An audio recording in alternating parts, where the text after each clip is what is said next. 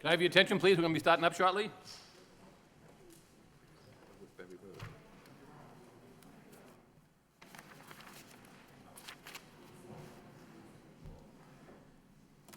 Good evening and welcome to the Lowell Planning Board for July 20th, 2015. Tonight we have a very busy agenda with 4 public hearings, so bear with us, please. The first matter on is 34 Berry Road, which is a definitive subdivision and a special permit for a public hearing. This matter was continued at our last meeting when the applicant indicated they want to work with the city to address some of the comments in regards to the road. And the planning board will hear a public hearing regarding the application by Landplex LLC on behalf of Timothy Grover for approval of definitive subdivision plan on the property located at 34 Berry Road, which is approximately 100 square feet of land. The proposal includes demolition of the existing 9,500 square foot building and renovation of the existing 5,800 square foot building to be used as a settlement house on proposed Lot 1. The project also includes subdivision of the property to create 4 additional parcels, Lot B2 through B5. Construction of 4 single-family residents. This proposal is also seeking a special permit for reduced lot frontage for Lot B2 and B3. The site is located in the suburban single-family zoning district. And we hear the case for the applicant, please. Mr. Chairman, members of the board, James Flood, 549 Rogers Street, Lowell, representing Tim Grover, who is here tonight. He's the developer and the owner of the premises. And also with me is Matt Hammer of Landplex, who's our project engineer. I know you have a very busy night. It's a hot evening, so I'm going to try to be as brief as possible. Then I'll turn it over to Matt, and he can go over the engineering.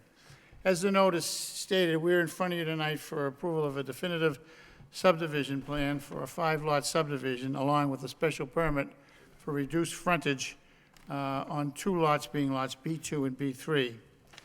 As I previously advised the board, the parcel does contain approximately 140 square feet, and it is zoned SSF. At the present time, there's a 2.5-story brick structure containing approximately 5,800 square feet located on the lot and was previously used by the Riverside School.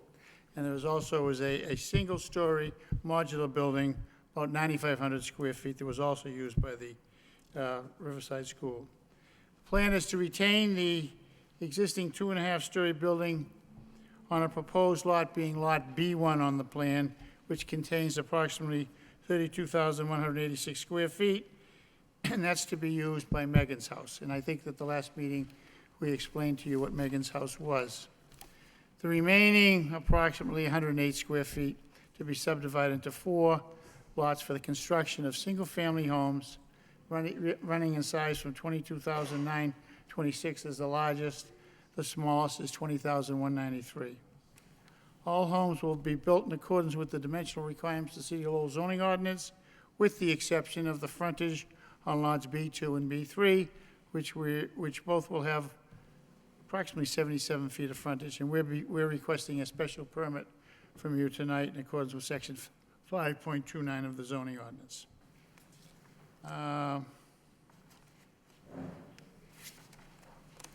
We first appeared in front of this board on May 18th, and at the time, certain concerns were raised, primarily with the roadway, design of the homes, fire department approval, and approval by the city engineer.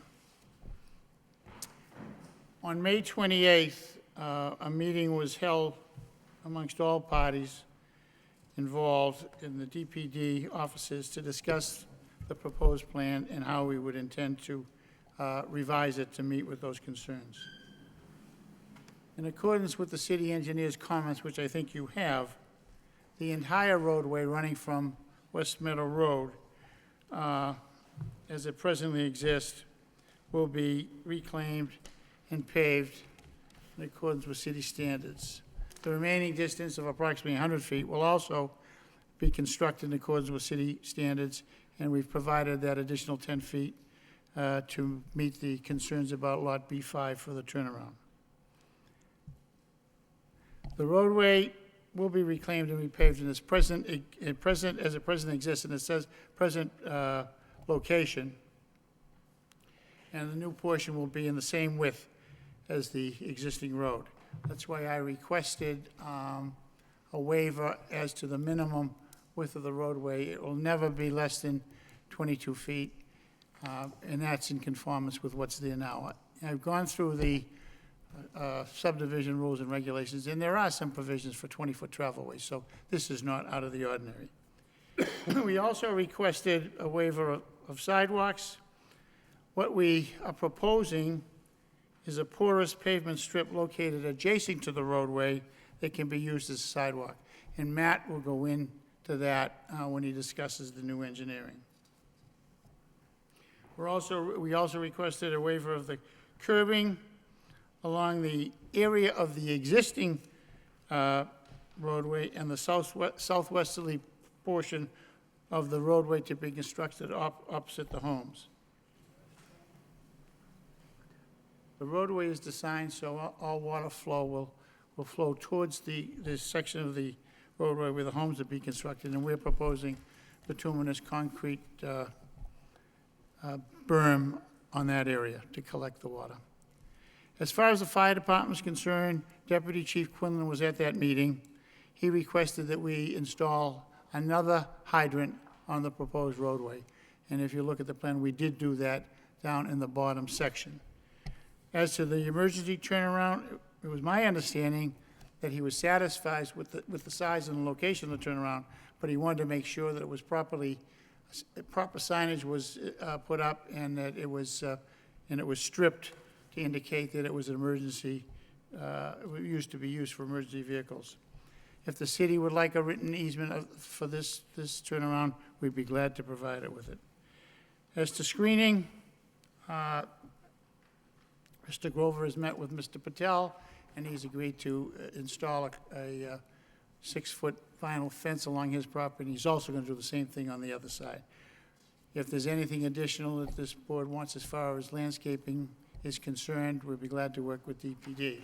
We've also agreed to install one shade tree on each lot, as noted by Swathi in her comments. So I think those are the issues that were raised at the last meeting.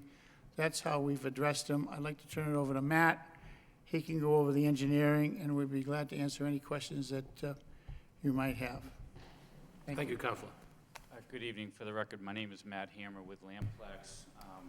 Attorney Flood went over the majority of the concerns from our last meeting.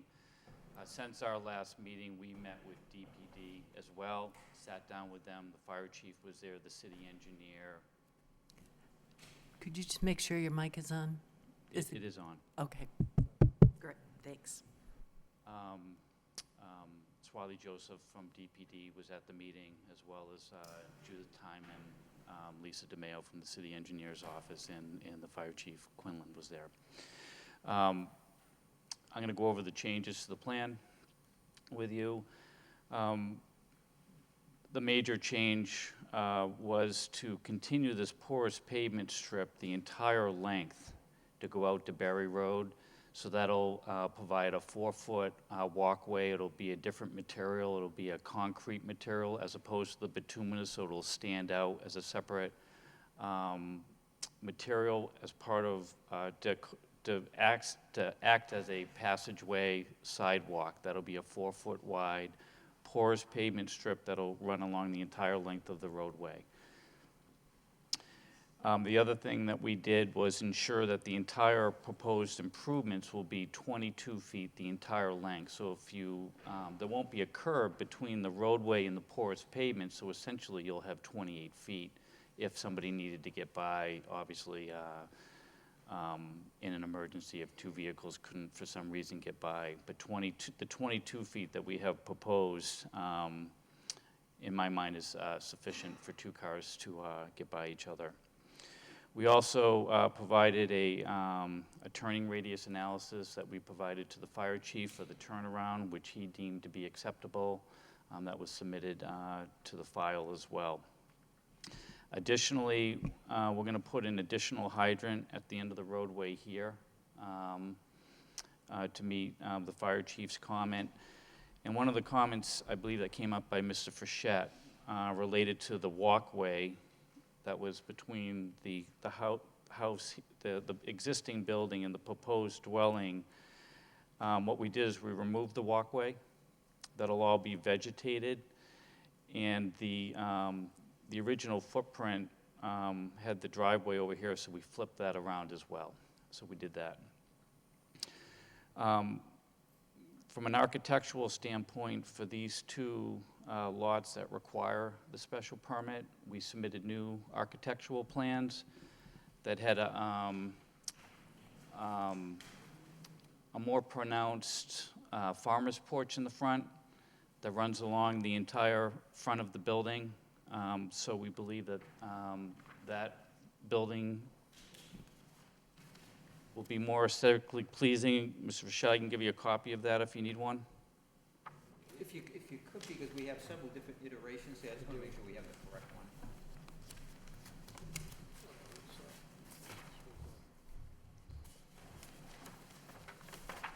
Is it, Matt, is it this one? Okay, I just want to make sure we.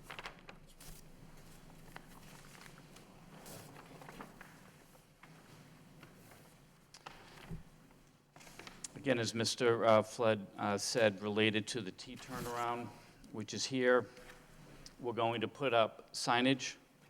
We proposed, if the fire chief had wanted to put some sort of gate or breakaway, he suggested that that would not be preferred because there could be ambulances that could go in there or possibly police cars, and that would just be too problematic over the long run.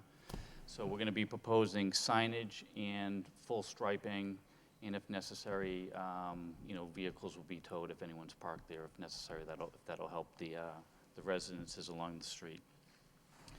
We obtained some additional survey in here, so we have this fully surveyed and fully detailed out. So this improvement here, which is going to be reclaimed and renewed with new asphalt, won't have any conflicts with the existing conditions along this part of the roadway. One of the comments that came through the city engineer's comments was, where is groundwater? Well, we've done testing out here. We have testing all throughout this property, and the nice thing about this area is it's all sand. And so we're not running into a problem with the parent material beneath the roadway, so we're confident that this porous pavement design is going to function as we have it designed. Otherwise, we wouldn't be proposing that. And those are the changes to the original plan that are before you. I can answer any questions anyone may have. Thank you. One other thing I forgot to mention, Mr. Chairman, when I was up here, is that there was a comment from Swathi as to the curb cuts for the driveways. They were in excess of City of Lowell zoning. We're going to cut those back to make those conform, so.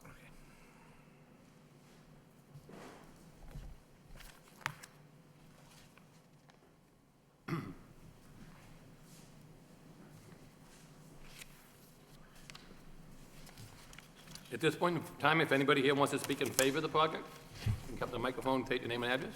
Anybody here in favor? In favor? In favor? Hearing none at that point in time. Anybody here in opposition? In opposition? Yep, okay, come to the microphone, please. State your name and address for the record.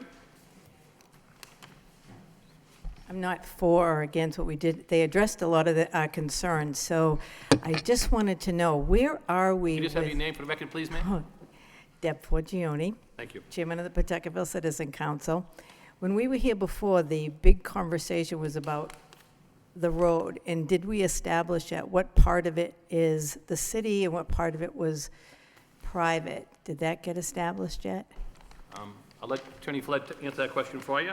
It's our intention, Mr. Chairman, once this road is completed, in accordance with the city standards, to petition the city council for acceptance of the entire roadway.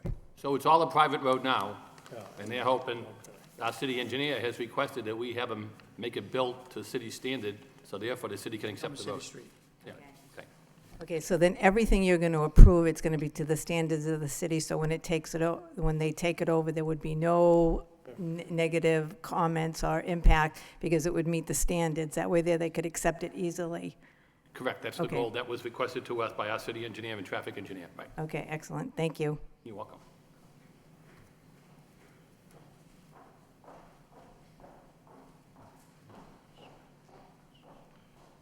Hi. I have some questions and some comments. Some comments to Will the, you just have your name for the record, please, ma'am? I'm sorry, Kristen Rudolph, I'm in a butter.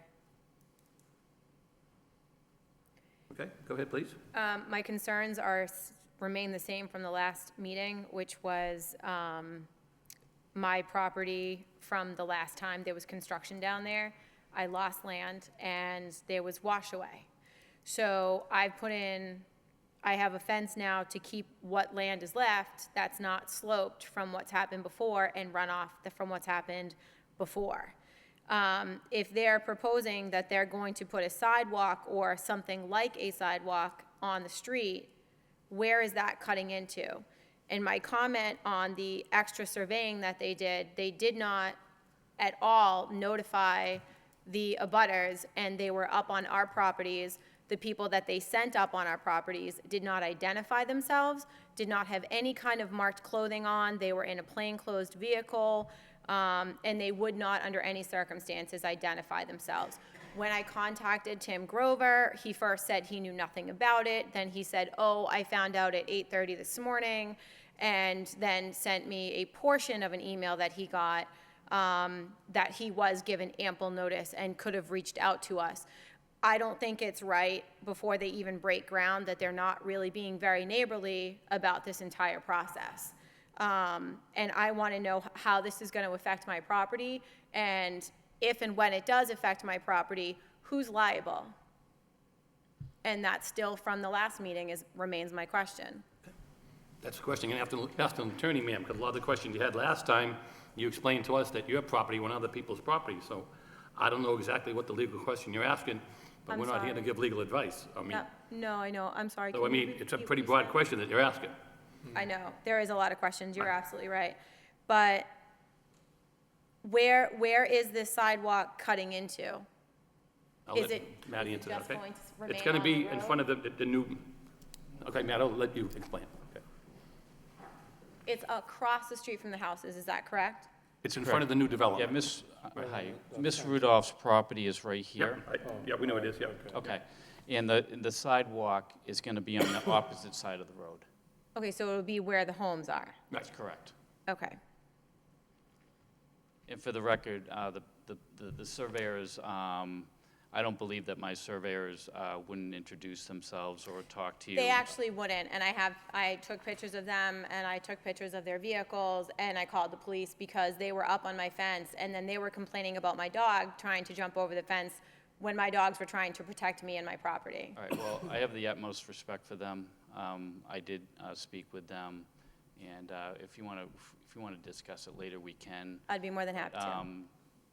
We're required to survey what we think is our property boundaries, and they're allowed to be on the back side of those property lines. But my I- fence is definitely nowhere near what you would even sensibly think could be part of the land that you guys Right, purchased. so the reason why we went to that extra effort to do all the surveying is because the comments that you had made at the other meeting, we wanted to make sure that nothing was going to affect. Common sense and common respect and decency says you notify someone before you just tramp across their property. And one of the trees behind my fence fell down from that day. I apologize for not contacting you, but, you know, if you want to call me, you can at my office.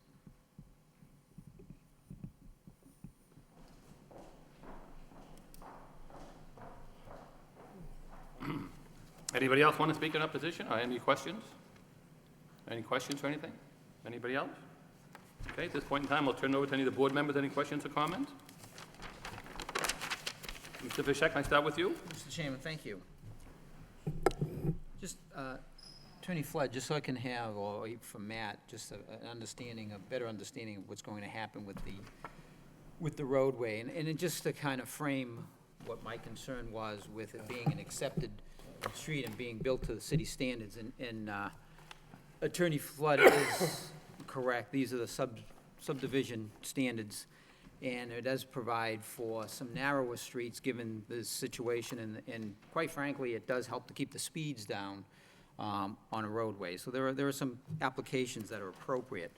But one of the biggest concerns I had is, and I just want to make sure we're all on the same page, is the profile of the roadway, and when we're talking about meeting the city standards, is that what happens is my understanding, and speaking with the engineer's office and through the years with a lot of this, is roads that are not built to city standards, typically, they don't have the proper depth of the material that's required for the road to be as durable as possible. And what happens is that it doesn't stand up to the traffic as well.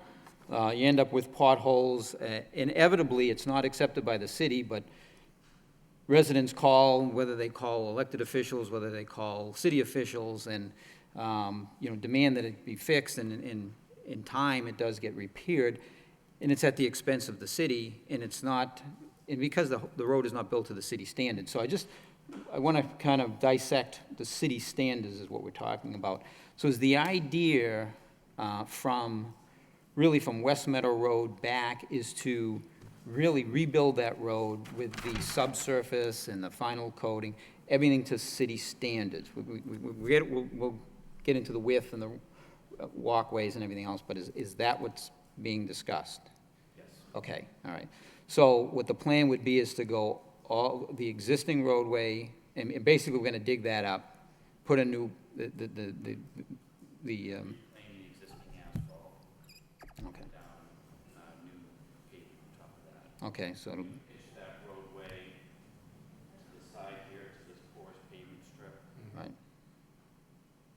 Okay, good. So from that perspective, as far as the durability of the road, it is going to be built to the city standards. Perfect, okay. And just so I can understand, I'm a little concerned with the porous pavement. I mean, and one of the basics, part of the reason for the curbing and the walk is to provide some protection to pedestrians as they're walking on the roadway, and I was a little concerned with how you describe that, because one of the notes I made as soon as I heard, is there going to be some sort of a buffer between the walkway and the road? And matter of fact, you kind of said the opposite, where, if cars needed, emergency vehicles needed to get up on it, they could. So, and part of the responsibility of the subdivision control is, when these things are built, is public safety. So, again, and I'm just going by what the standards are. So if you can kind of, Yeah, I'll let him explain it, Yep. but let me just tell you from my experience dealing with the city engineer, she's very much in favor of this type of drainage, porous pavements. well, and I can appreciate the porous pavement, because that's from we're dealing with that material with even driveways, and it helps from drainage, and, Right. and I get that. I guess I'm more concerned of the safety aspect of it. He can explain that. Matt? Mr. Well- Flood says you can explain it. Of course. Well, this road isn't going to have a tremendous amount of traffic on it. We could put up some additional signage to indicate that this porous pavement strip is for pedestrians. We could add some signage if necessary at the edge of the porous pavement strip. But we will not be having a full, vertical granite curb separation from the road to the sidewalk. But the nice thing about this design is that there was virtually no drainage here to begin with over Oh, no, time. and I accept the concept of the drainage. I Right. absolutely accept that concept. I guess I'm more concerned about the safety issue. And I mean, we've got even another project around the corner, and we're talking about, retail space and accessibility for pedestrians, and wheelchair accessibility, and handicap ramps. And we're putting, I don't know how many automobiles the people that will be residing in that home will have, whether they'll be walking to the local stores. Plus, you're gonna have new homes, nice new homes. I'm assuming, based on the square footage, in the bedroom count, they're gonna be families, they're gonna be children. I'm a little concerned that there's not going to be that You know, and believe me, I have mixed feelings when it comes to dead-end roads like this. There's not a lot of homes, and whether or not we go with the full boat of the sidewalks, but given the very nature of what's being built, and we're recognizing we want to have some sort of path for pedestrians, I'm just a little concerned with the design. Like I said, we could put in some additional signage. No, it's not. Yeah, I mean, you know, the concern with the signage is nobody pays attention to the signs. I mean, it's easy if somebody has a medical condition, something happens and the car goes off to the side, what is there to stop this car? Absolutely Well, I'm nothing. just saying that we could put the signage at the edge of the porous pavement between the road and the porous strip. So that will be a physical structure of signage at the edge of the passageway, the sidewalk. Let's see. Now, how much signage is that? What's that? Now, how much signage are you talking about? Well, we could put one at the beginning. We could put, there's an island right here, so we could put an additional signage at the island or just before this entrance to the existing brick building. And then we could put, you know, a couple more as we work our way down the road so that there could be something physical in the way of signage between the physical pavement and the porous strip. Yeah. Jerry, I had a very similar concern to you about this, when I heard about this dual use. I guess we're almost up to triple uses now if it's also emergency getting by space for vehicles. Well, I was thinking in terms of striping. What, are you planning on doing any striping on this road? yeah, we could also do striping between the roadway and the strip as well. And there'll be striping in the center of the road to identify the two separate lanes of travel. But, okay, my question is, what are you, as of today, as of when you walked in tonight, what were you proposing for striping on the road? Were you proposing Per the city standards, which would be a double line, double solid line just the double solid line down the middle? in the center of the road. Okay, And then there'd be an additional solid line on each side of the road identifying the edge of the roadway, which is a city standard. okay. Yeah,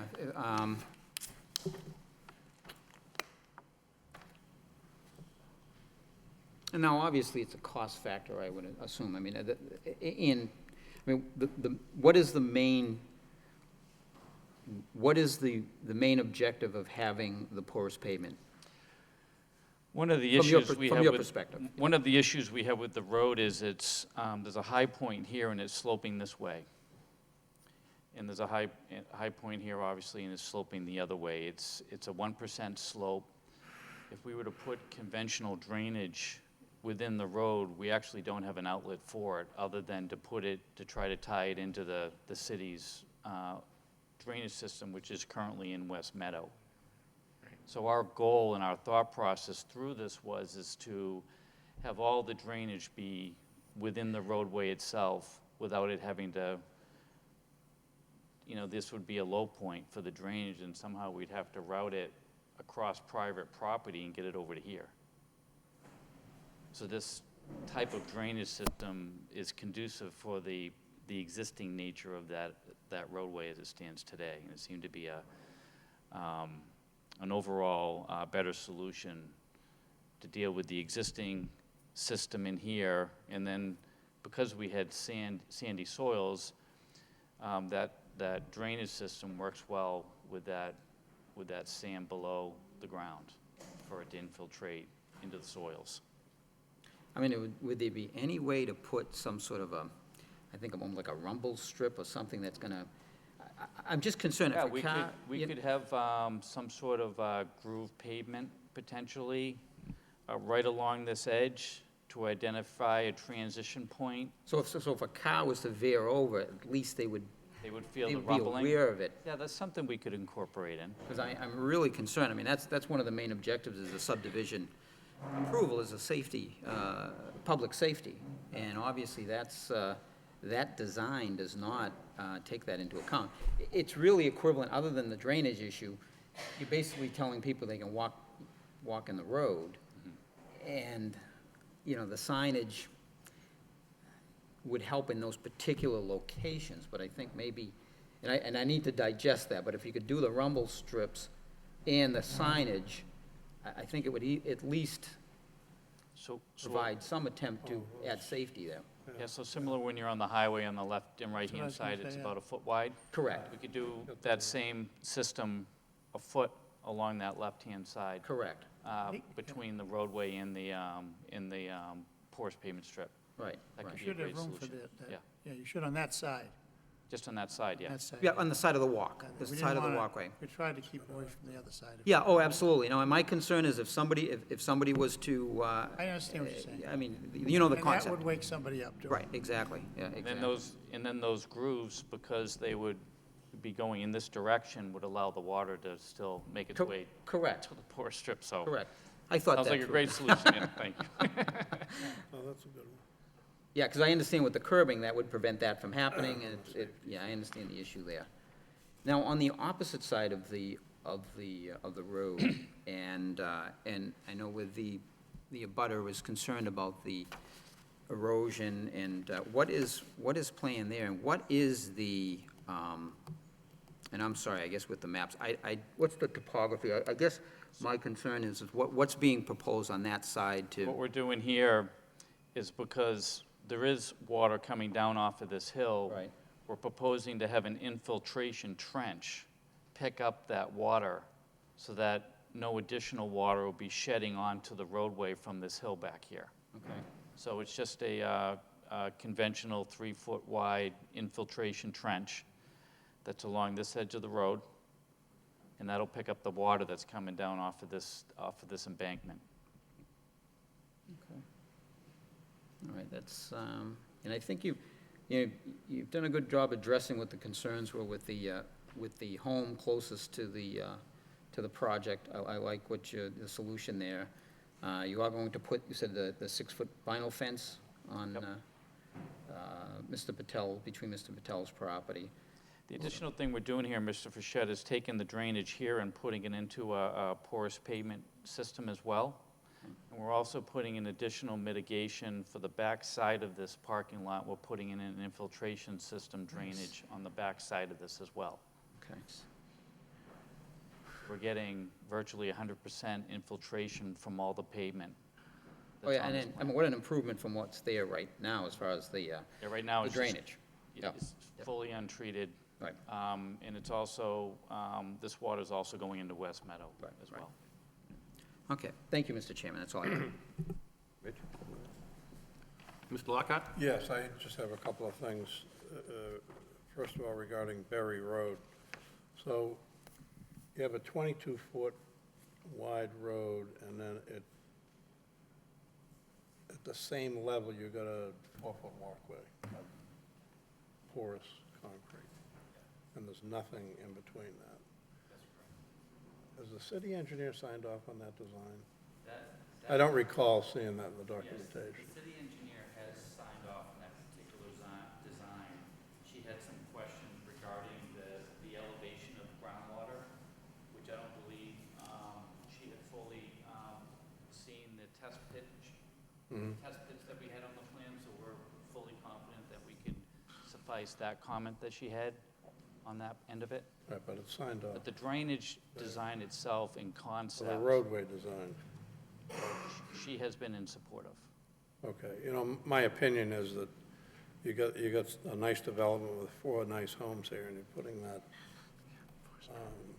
walkway through there. I'd rather see a curb and everything, but I think it takes away from what you're doing, but that's just my opinion. Yeah.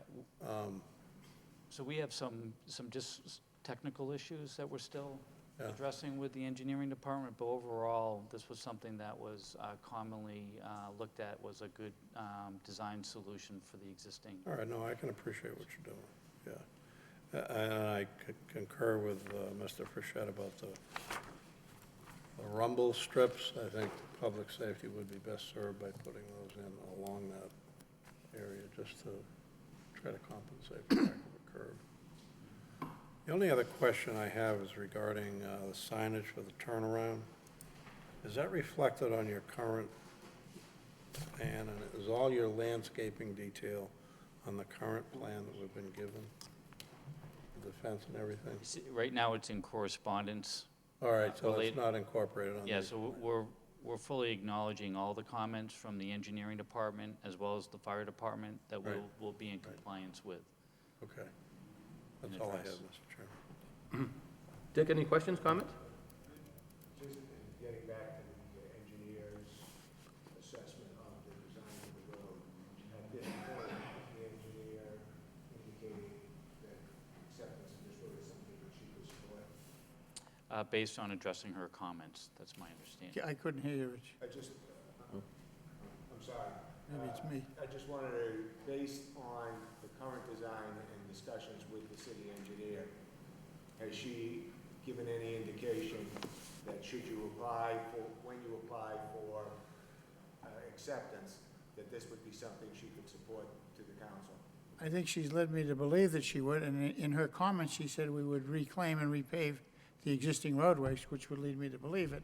She didn't say no when we had the meeting, and I think Judy was there, so, I mean, as long as it built to city standards, I'm sure she would, I feel that she would accept it, yes. That's the only concern I have. Yeah. Mr. Boyle? Thank you, Mr. Chairman. I concur about the safety of the walking area. I think that addressing that, I would like the applicant to work closely with DPD, with the transportation engineer, get their engineers in, and come up with a design together, as opposed to coming up with one and then presenting it to the board and the DPD as that's the first time they see it. Okay? Work with the DPD on the design of the, whether you decide to go with stripes, signs, different color pavements, rumble strips, there's a whole list of options there. And, get the DPD and engineering in the design process from the beginning on that. Something is what I hope will happen between now and the next meeting. The other question my other point, I was pleased to hear the proposal to put street trees in the front. I'm not sure that 4 will be enough, given the length. We're talking about a street length of about 300 feet, over 300 feet, I believe.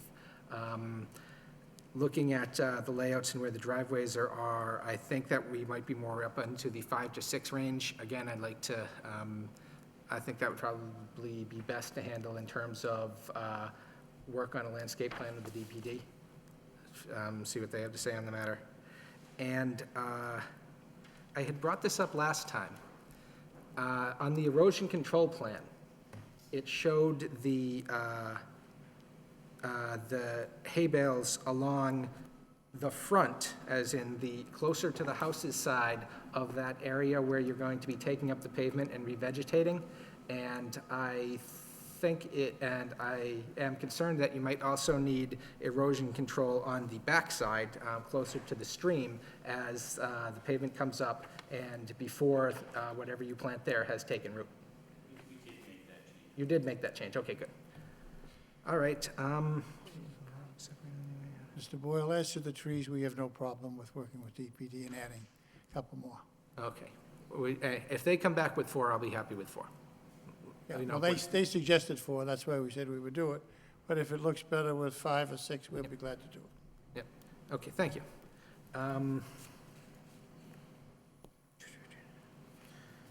Yes, they addressed everything else. This question, which has come up a couple of times about the erosion, and the construction of the street. Are you going to be doing any work, any cutting work that would be cutting into that slope? Or will all of your work be done on the flat area at the bottom of the slope? It'll all be down on the flat, on the bottom area. Okay. That should, all right, good. That alleviates that concern a great deal. All right, Mr. Chairman, that's all that I had. What? I'd like to add, Mr. Boyle. I'm sorry, go ahead. Excuse me, but we were working with the fire chief and DPD regarding the signage, and that was a general consensus at a DPD meeting we had after the last hearing, so that we were working together with the DPD and the fire chief for the signage on the turnaround. I just wanted to make. Okay, note of good. that. Yep. What? Being last, all the good questions have already been asked. I only have one question. You talked about a homeowners association. Do you need one now that this is a tree? So this could be a cut and dry subdivision? Yep. All right. That's all I have. Okay, thank you, Bob. I'm sorry, Mr. Chairman, I did have one thing that I forgot to bring Mr. up. Boyle? When impervious pavement, when permeable pavement driveways and parking lots and such are proposed, there's usually a maintenance plan, and there's certain restrictions of things you can't do. You're not supposed to, salt? You're not supposed, you're only supposed to use salt and no sand, something like that? The porous pavement is not affected by salt. The porous pavement isn't affected by salt, so is it the sanding that you're not supposed to do? You actually have to vacuum the leaves off of it, so that'll be part of the operation and maintenance plan for the roadway.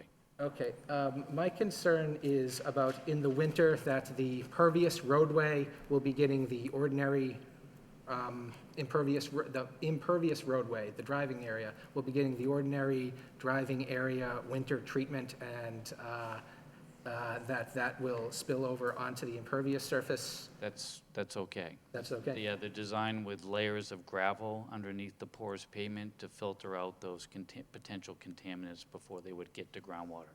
Okay. Oh, okay. Thank you. That was my question.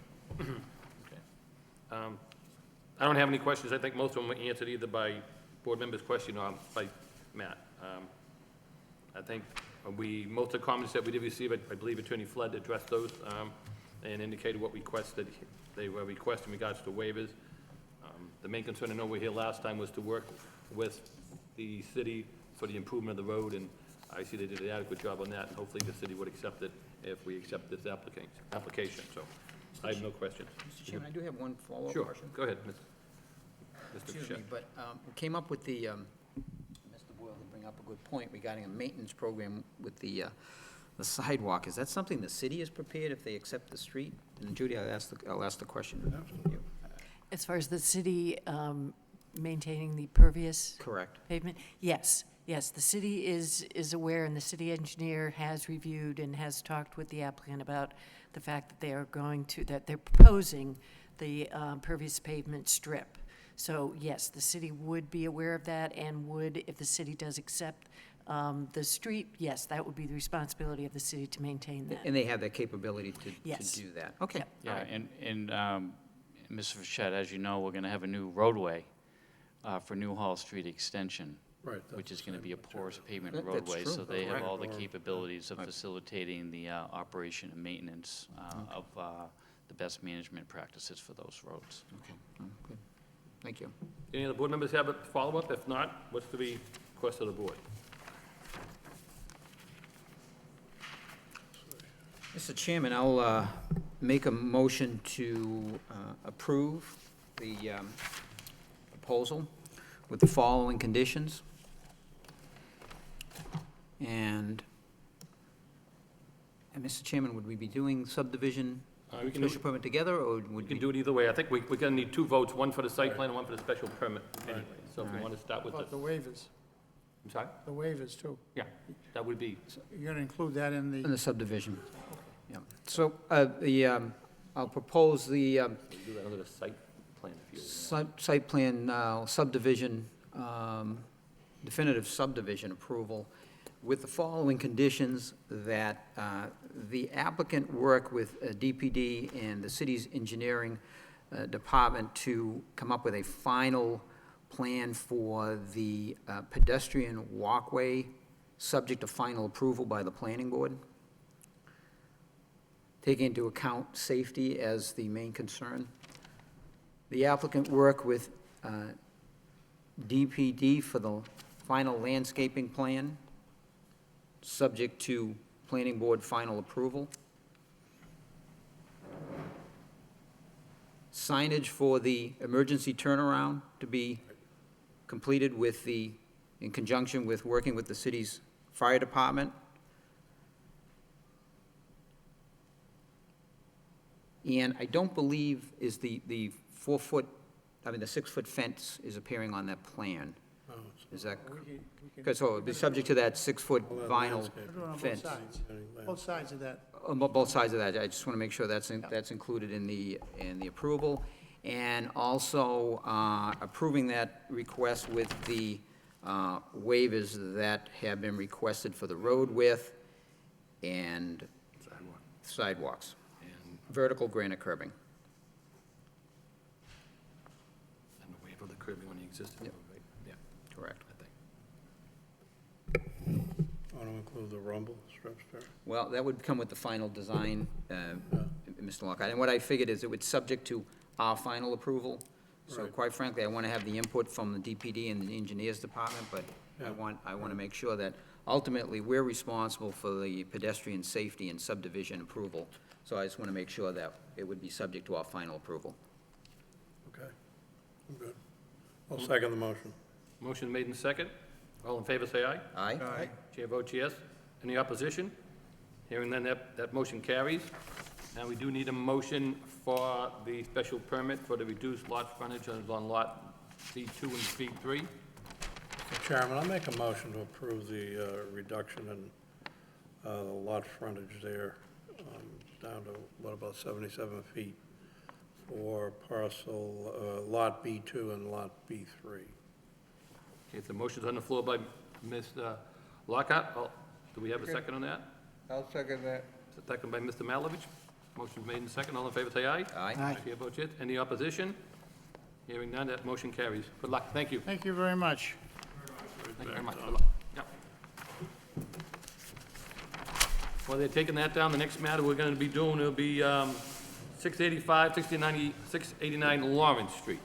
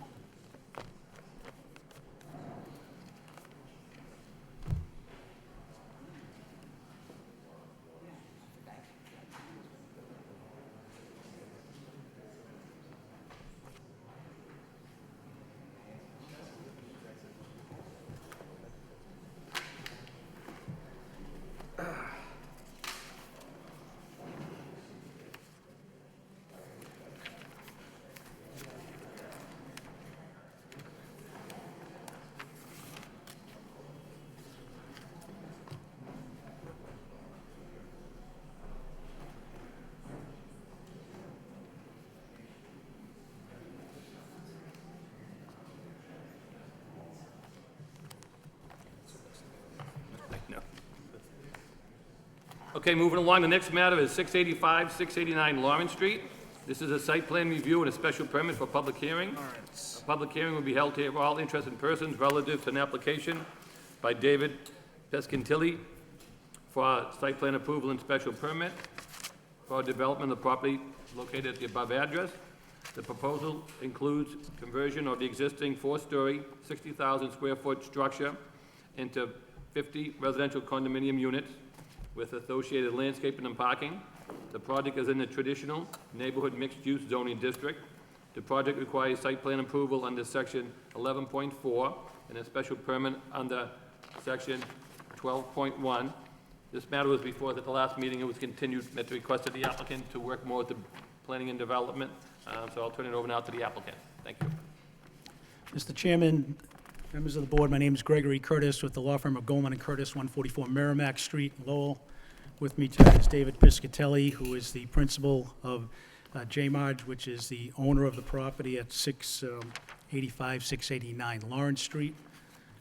As you indicated, we were before the board back in June, and then we had a meeting with the planning department on 6/22, and as a result of that meeting, we have addressed, we hope, most all of the issues that were before the planning board and engineering. So we're here before you tonight, hopefully with a plan that will work for the neighborhood, will work for the city, creating 50 apartments, also creating 101 parking spaces in an existing building that's been run down for quite some time. It's a great project. It's a great area of the city that needs a little development. I know coming up after us is the Prince project on Prince Street, and again, this project will do a lot to increase residential, the ability of residential housing in the area, and also increase the tax base.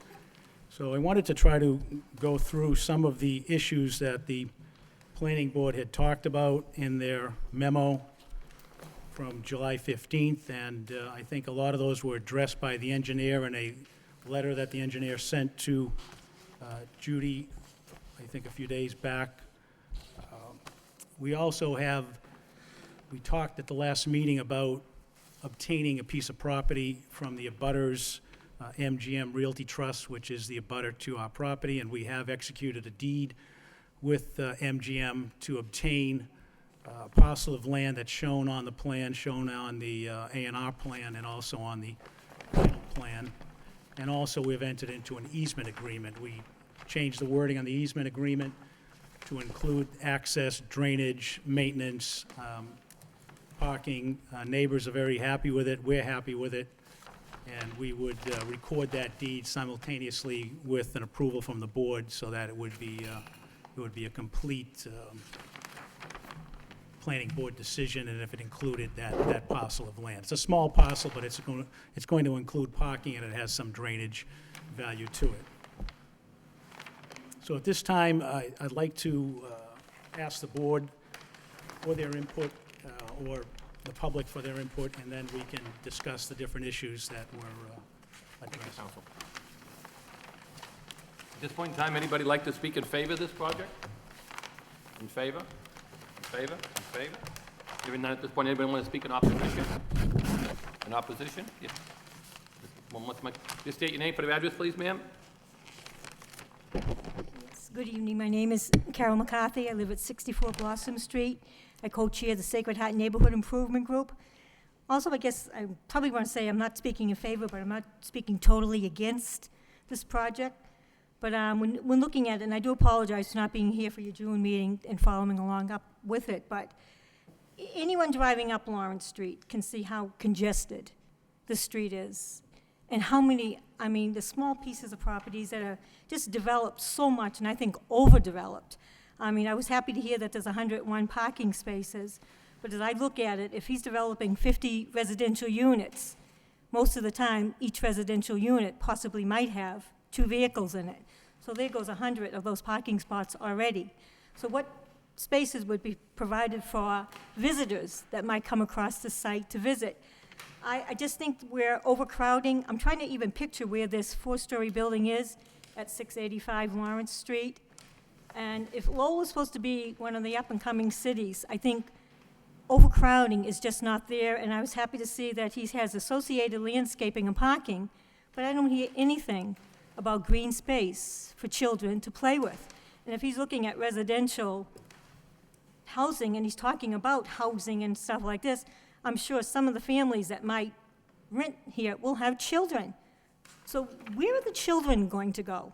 I mean, it's great to develop these old buildings, and Lawrence Street has a habit of having an awful lot of mills that are undeveloped, that haven't been developed, and we'd love to see something in them, but 50 residential units, ouch. That is overcrowding. Not a single space mentioned for children to play. What are they gonna do, play in the middle of Lawrence Street? Lawrence Street is a very busy street. I just think that they need to start looking at green space and maybe not developing so much as giving more breathing space to our properties. Thank you. Thank you, ma'am. Does anybody else want to speak? Anybody else? Anybody else? Attorney Curtis, I don't know if you want to try to answer some of the questions that Ms. McCarthy rose, or?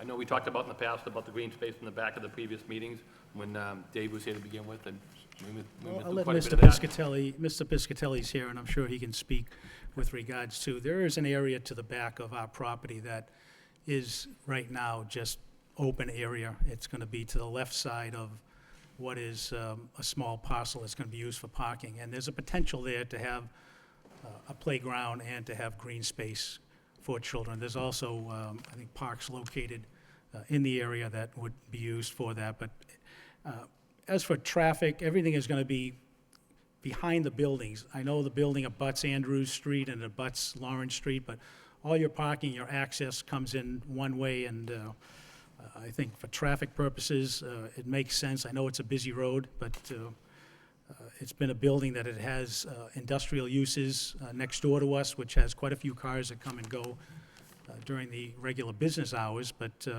I think for purposes of residential, you have people coming and going. There may be 50 cars, there may be 100 cars, but I don't think that they're all at the same time or all coming in for a shift of work and then going out again. So I don't think there's an issue with the traffic. But with regard to green space, we anticipate that there will be some green space to the back of the property. Thank you. At this point in time, any of the board members have any comments? I do, Mr. Chairman, I've got a couple. Sure, Mr. Boyle? Yeah. Okay, first of all, the 4-unit building, where's the entrance to that? The entrance to the project is on Lawrence Street. Yeah, specifically the 4 residential units. Is that entrance through your little courtyard? The entrances can either get in from the rear parking area or from Lawrence Street. There's a main entrance right off of Lawrence Street. In between, there's a breezeway in between the two buildings. Okay, So you could enter from there, or if you were parking from the back, there would also be an entrance that would get you into the common area in the back where the elevator would be. okay, so your entrance into the 4-unit building would be through that That little breezeway area will basically be a common entrance that you'll be able to access both buildings from it. It's basically, if you could picture a hallway in between two buildings, and in that hallway is stairs and the elevator, and basically like a common. See, I can't really, because on the plan that we have, your two buildings join at just a corner, just two corners touching. No? There is there is overlap there? Yeah, there's the buildings, have their shape to them. One of the 689 is on an angle, but there is a square that's directly in between the two of them that touches both buildings. Okay, It's basically common space. okay. All right, my next question.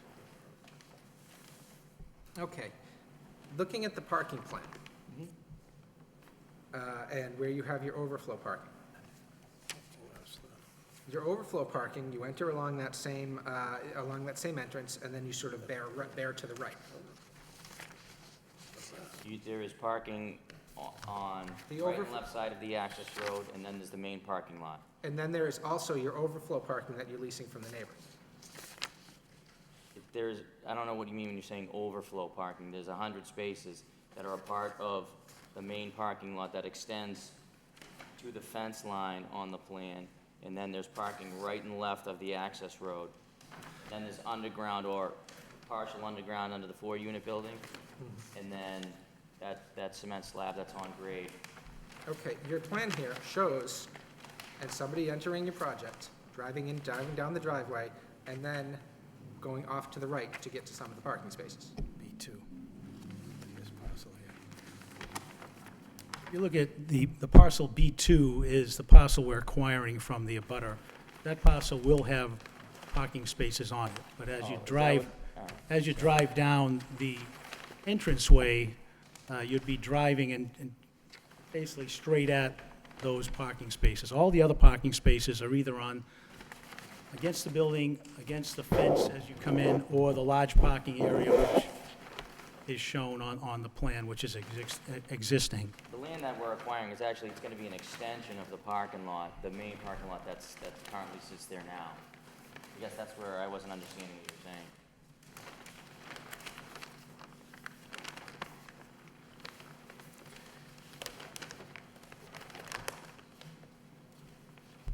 Lay those plans out? All right, hold on a moment. Very confusing.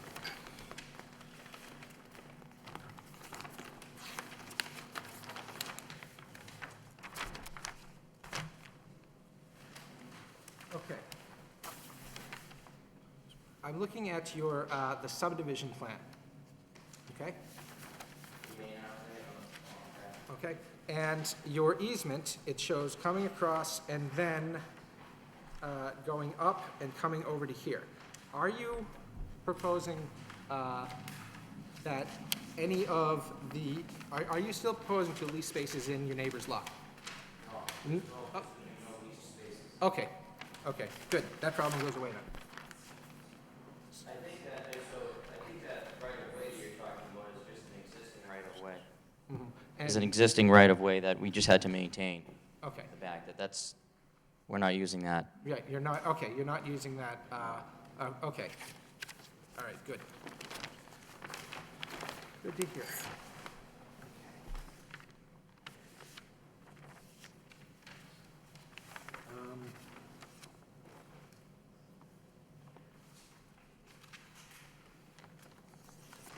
All right, all right, that's what I had on the parking.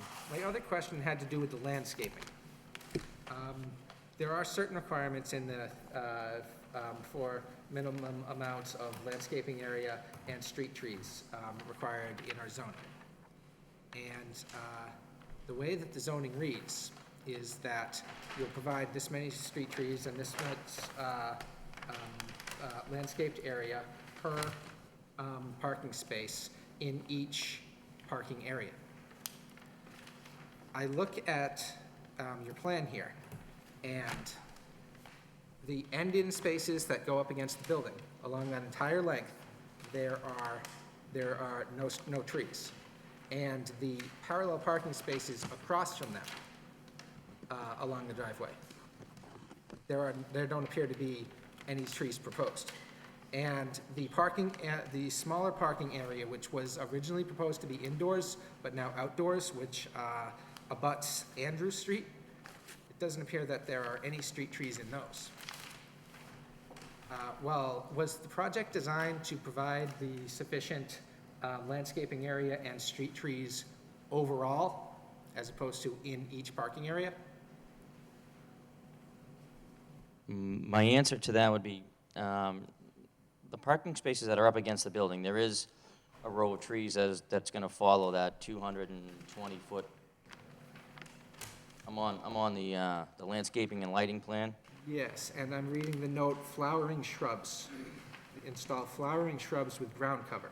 Yeah, well, so there is going to be a row of trees. I think on the last meeting, what we had said we were gonna do was work with, the in-house design people. When I did the Sacred Heart Church, they really helped me with which trees, what kind of trees, and so on.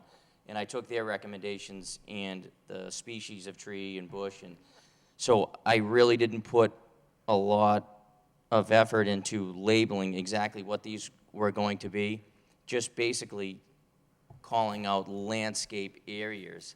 Okay. to be determined what's going to be planted based on the recommendations. Okay, my concern with that is the way your landscaped area here consists of, it looks like maybe a 5-foot wide strip that's right up against the building. Correct. I'm concerned that if it's located there, it's located that close to the building, you wouldn't be able to put in shade trees as your plantings, or even necessarily even smallish flowering trees, that you'd really only be limited to bushes, to shrubs. I think you'd be able to find a species of tree that would grow straight up and not grow out as much as grows up. Am I Or it would s- have to be pruned, pruned properly, so it doesn't grow into the building. Okay. In terms of your layout for the width you need for your end-in spaces, you got 5 feet of planting, you've got your end-in spaces, you've got your 2 lanes of traffic because it's two-way, and you've got your parallel spaces. Does the width of your parallel spaces, does that eat up all of your footage? Is there any more? There's a fence there, Uh-huh. so I don't believe that there is. I was looking Or at. maybe in some areas it is, because it's not a complete straight line, obviously, so on some areas there may be, but that other area is on the other side of the easement, which is not my property. Yeah, I didn't mean the other side of the easement. I was looking on your parking plan. Yes, let's see, parking and drainage. The way it's marked, I am not sure that the width of those parking spaces, that they might be wider than necessary when, all right, the area in between the edge of your drive lane and the edge of your property, which is where the parallel spaces are, I think there might be a little more width there than the, I think it's 8 feet that is required for a parking space.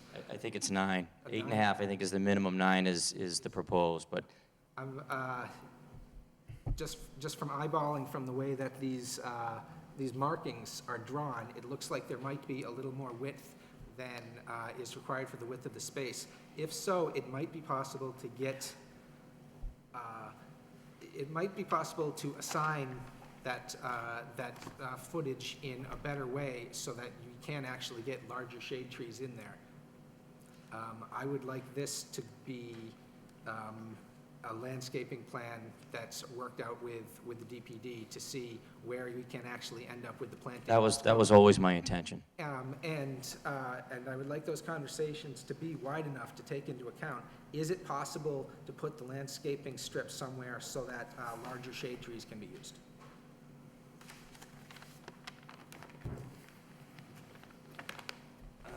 Yes, I know it was your intention to work with the DPD from the beginning on which plantings to use, but this goes a little beyond that into the question of how to lay out so that, and where the landscaping area is going to be. So what I'm saying, I'm taking into account how happy you've been to work with the DPD. This is an additional thing that needs to be worked on with them.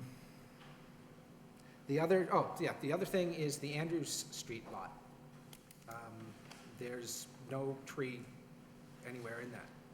There are no trees anywhere in the Andrews Street lot.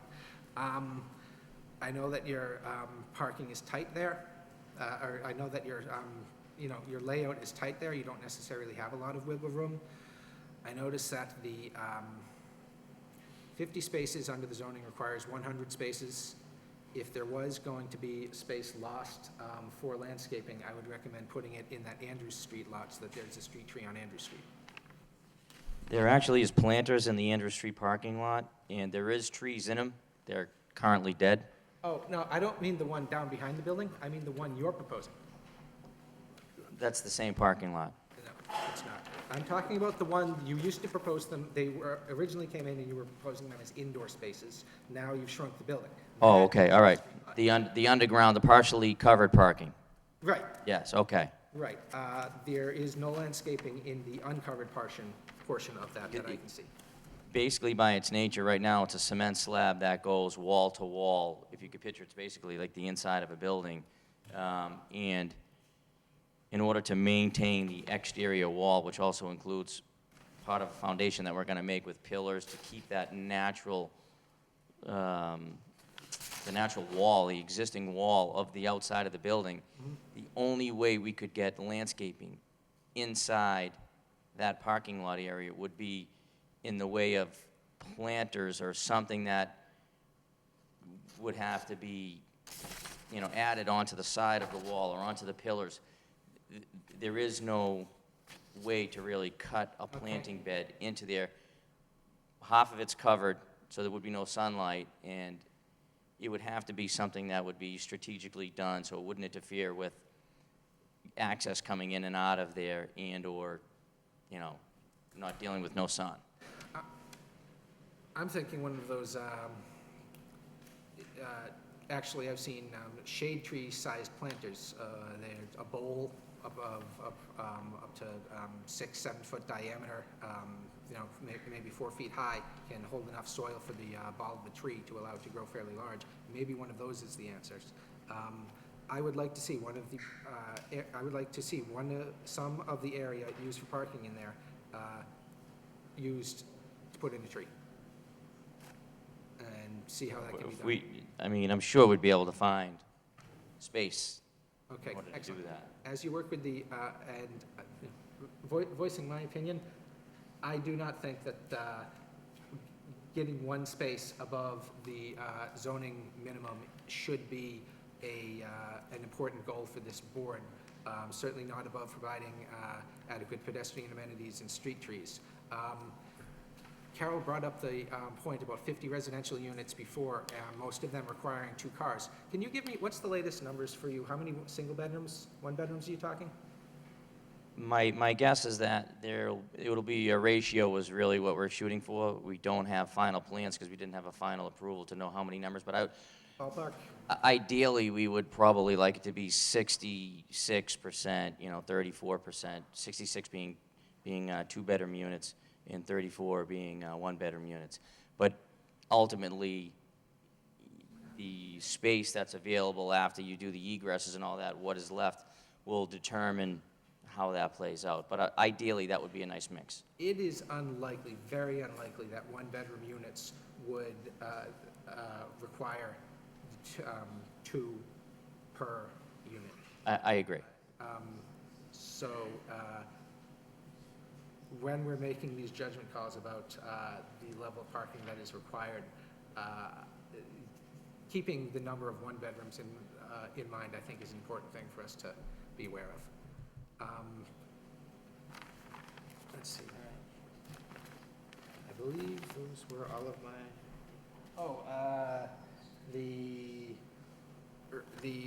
where are we with the hydrant location and the request to have them looped? So the engineer added a hydrant in right at the entrance of the access road off of Lawrence Street.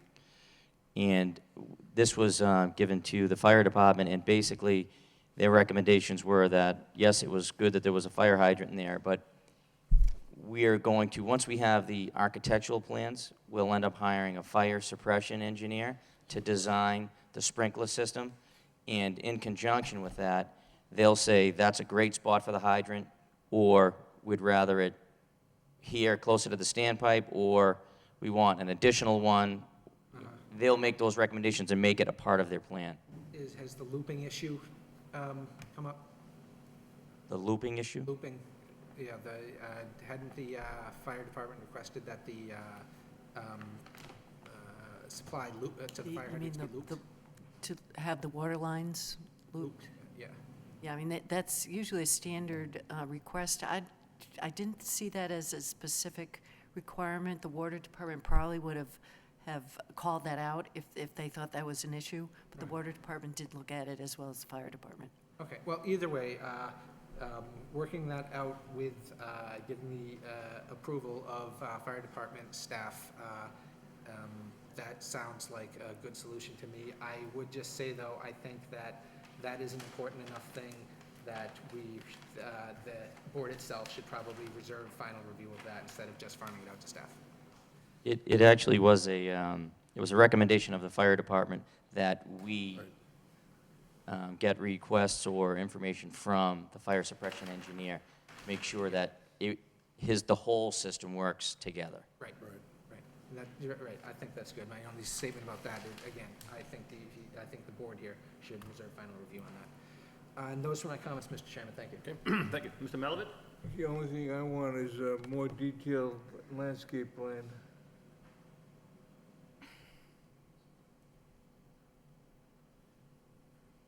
I have no other questions.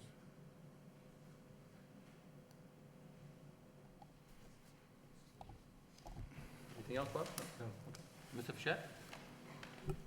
Thank you, Mr. Chairman. I think this has been going on since, I don't know, probably February or March, and so looking at all the different iterations and what has been addressed and what remains outstanding, I think the concerns, and I just want to make sure, Attorney Curtis, that I understood, the parcel of land that is going to be purchased or deeded, has that already taken place, or is that? Yes. Okay, so, The deed's already been signed. We haven't recorded the deed. We'll record the deed simultaneously with the with the easement, approval of Assuming. the easement and approval from the board. If that comes, then we'll do it all at one time. But that shows as, on an A&R plan, parcel B2. right. It has been signed, it's been notarized. I have it in my possession. Now, and it's hard to follow chronologically. I have some comments from the engineer regarding snow storage, and honestly, I don't know if she signed off on the latest iteration. If you could think just her go comment- explain how you would handle the snow storage on the site. I think her comment was, so in the back far right-hand corner of the property, there's that little finger of land. I think she was concerned about access to that. It's, right? it's on the A&R plan, the 7 feet 6 inches of space. Right there. And the way we would be getting the snow back there would be with the Bobcat, which is 5.5 feet width. So, you know, and that land opens up in the back to I think it's 12 to 14 feet in that back corner. So you can get a considerable amount of snow because you'll be able to stack it very high with the Bobcat in that back area. And the land to the right of it, that whole area is a grassy area. We're actually in the process of trying to purchase that whole area, which goes up to the fence, Right, that's a which large would be area. an area for snow storage and/or swing set, play area for the kids. Right. And I never really got to address, there is a 1.5-minute walk down Lawrence Street. There is a public park Right. with some existing green space. But my goal is to, if I can purchase that, because it's basically inside the fence of this property Right. and useless to the owner because there's a 15-foot drop on the other side of that fence. So it's really, he can't access it. Right. So I'm trying to purchase it from him. It would be a great play area and also a great area for snow storage. Right. And then, as I understand, the existing dumpster that's at the far end of that lot, is that being That's going away. I just, when I saw that, I thought of all the Getting work we bigger. did on that and the, They would never get the truck around there with oh, cars. I in understand. there. All right, I so it's understand, gonna but be you rechanged. All right. can admit that the screening around there was quite elaborate and it looked nice, but it's not practical given the scheme. so I Not understand. efficient, not practical, not functionable. All right, he knows. Where the new location is ideal. Regardless, if every spot had a car in it, the truck would be able to pull straight in, front load, grab it, you know, unimpeded on that access road. You drive right into it. Right. Now, the electric car space, is that, you're gonna have the ability to plug the automobile in, or is that? Yes, it's only a 110. Okay, Yeah. really? Jeez. Yeah, Okay. my friend has one, and they basically, they find places to park that have outside outlets, and you just plug it in. Okay, So, and the cars are very small, so I thought, sure. in that space, it would be, you know, Yeah. a nice green option to, you know, underground. Yeah, I know with the bike racks too, because we're always looking for those types of accommodations. I agree about the landscaping plan, but I think, and I am familiar with the work you did with DPD on Sacred Heart as well, so I think, based on comments from my colleague, we certainly would be looking for you to be working with DPD, and then subject to our final approval of the Yeah, plan. That would be what I would like to do. Right. Okay, that's all I have, Mr. Chairman, thank you. Thank you, Mr. Jeff. Mr. Lockhart? Yeah, I have just a couple of things. I'll reference an email from Deputy Chief Garrett Quinlan from the Fire Department, who's got further comments on the project. If you could address them, I'll go through them one at a time. The ramp shown between the project and the existing condos on Andrews Street shows as 14-foot wide. It should be 20-foot wide. Have you addressed that? Is that talking about the one-way exit onto Andrew Street, or is he talking, I think that was addressed by the engineer in that letter. He answered that question, what he was going to do with that ramp area. I think you're right, I don't recall, but. Judy, do you have any background on that? Yeah, the fire department did mention the one-way out on the western side does not meet the 20 feet, belongs to condo buildings, and, yeah, the response from the engineer was that that is existing. So the fire department has to call out any access that's less than 20 feet. So he mentions that. And he did mention in his email, he knows that's existing, and when it's existing, there really is no remediation that the applicant can make. Okay, yeah, I do remember that. Yeah, he talks about a one-way out on the western side of the property would not meet the 20-foot requirement. It's less than 18 feet. And the two-way road depicted on the northern side of the property would meet the 20-foot requirement. He makes some other comments here relative to that, but you're aware of what he's talking about there. Yes, I've seen all yeah. that. And he says, it appears that 18.2.3.2, access to buildings and facilities, would be satisfied, however, I need more time to evaluate. That was his And final we don't comment. have a final egress plan from the architect yet. Okay, Anyway, all right, that's all, and yeah. it's gonna be more than adequate.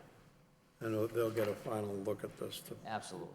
hydrants and all the rest of that stuff, yeah. In order to get even, a permit to do anything, all of this stuff is gonna have to be signed off on. Yeah, all right. That's all I have, Mr. Chairman. Mr. Seskey?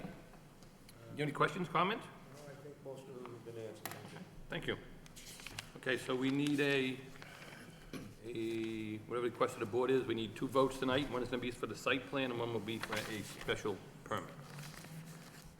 Mr. Chairman, I'll make a motion, I approve the site plan with the following conditions. Upon approval, the recording of the deed for the property being acquired, the recording of the easement, that the deed restricting containing the access, utility, and parking easement, and also the review, or I should say applicant work with DPD for a final landscaping plan, subject to final approval by the planning board, and the applicant work with the fire department for review and final approval from the fire department. Okay, we have a motion on the floor. Motion's been made. I'll second the motion, but I'd like to get a little more detail on the site plan. If the applicant can consider additional green space on the property for play area for children. I think that point is well taken. And Yeah, if I can purchase that piece of property. yeah. Absolutely. Of course, yeah, I think that would enhance the. It would be the whole designated for project. snow storage in the winter and a play area Yeah, in the rest of the other 3 seasons. with that one additional second. Mr. Chairman, could I just make a Sure. a request? You might want to consider also making it conditional upon approval by the city engineer. Oh, Yes. was. Accept that revision, yep. Talking about I'd like to try to cram a little bit more into this condition we're talking about. The shortage of usable open space and outdoor play area is something that's concerning to me. the applicant has offered as one answer to that, the proximity of public playgrounds. I actually think that's a good answer, but for proximate public playgrounds to be realistically usable by the residents and their children, they need to have good pedestrian access. I don't know what the sidewalks are like in between your property and this park that you're citing to help meet your conditions. I don't know if there are any tree pits that are missing street trees along the way, or anything like that. But if the applicant is going to be talking about pointing to the public playgrounds as to meet some of his open space requirement, I think that it is fair to include a condition that he take a look at that, and if there are improvements to be made, to do something towards making them.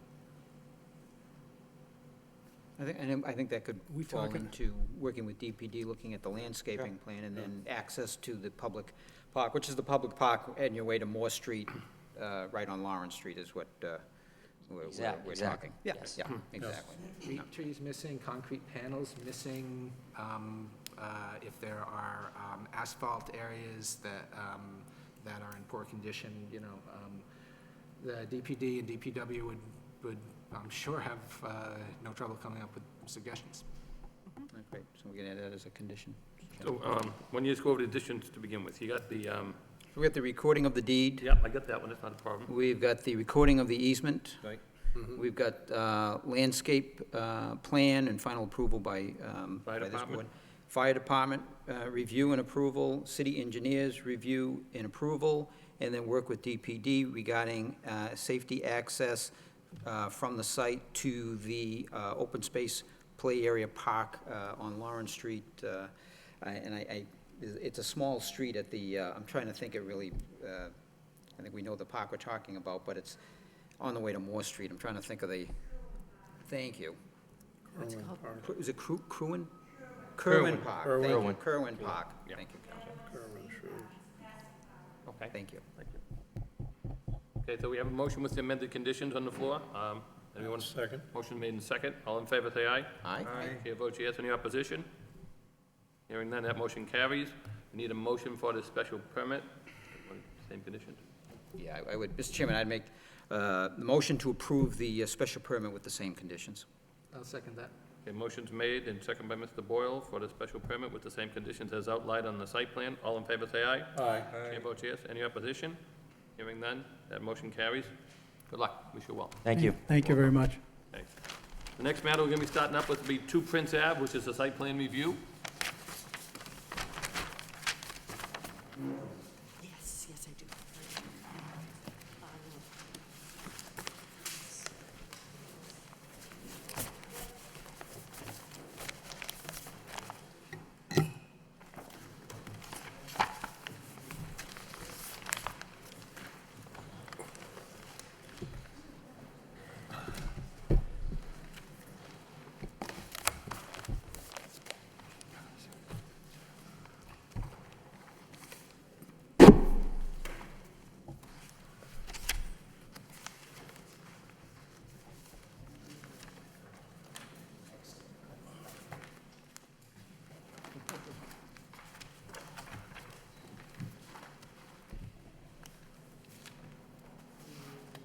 Okay, the next matter on the new business for public hearing is Prince Ave, site plan review.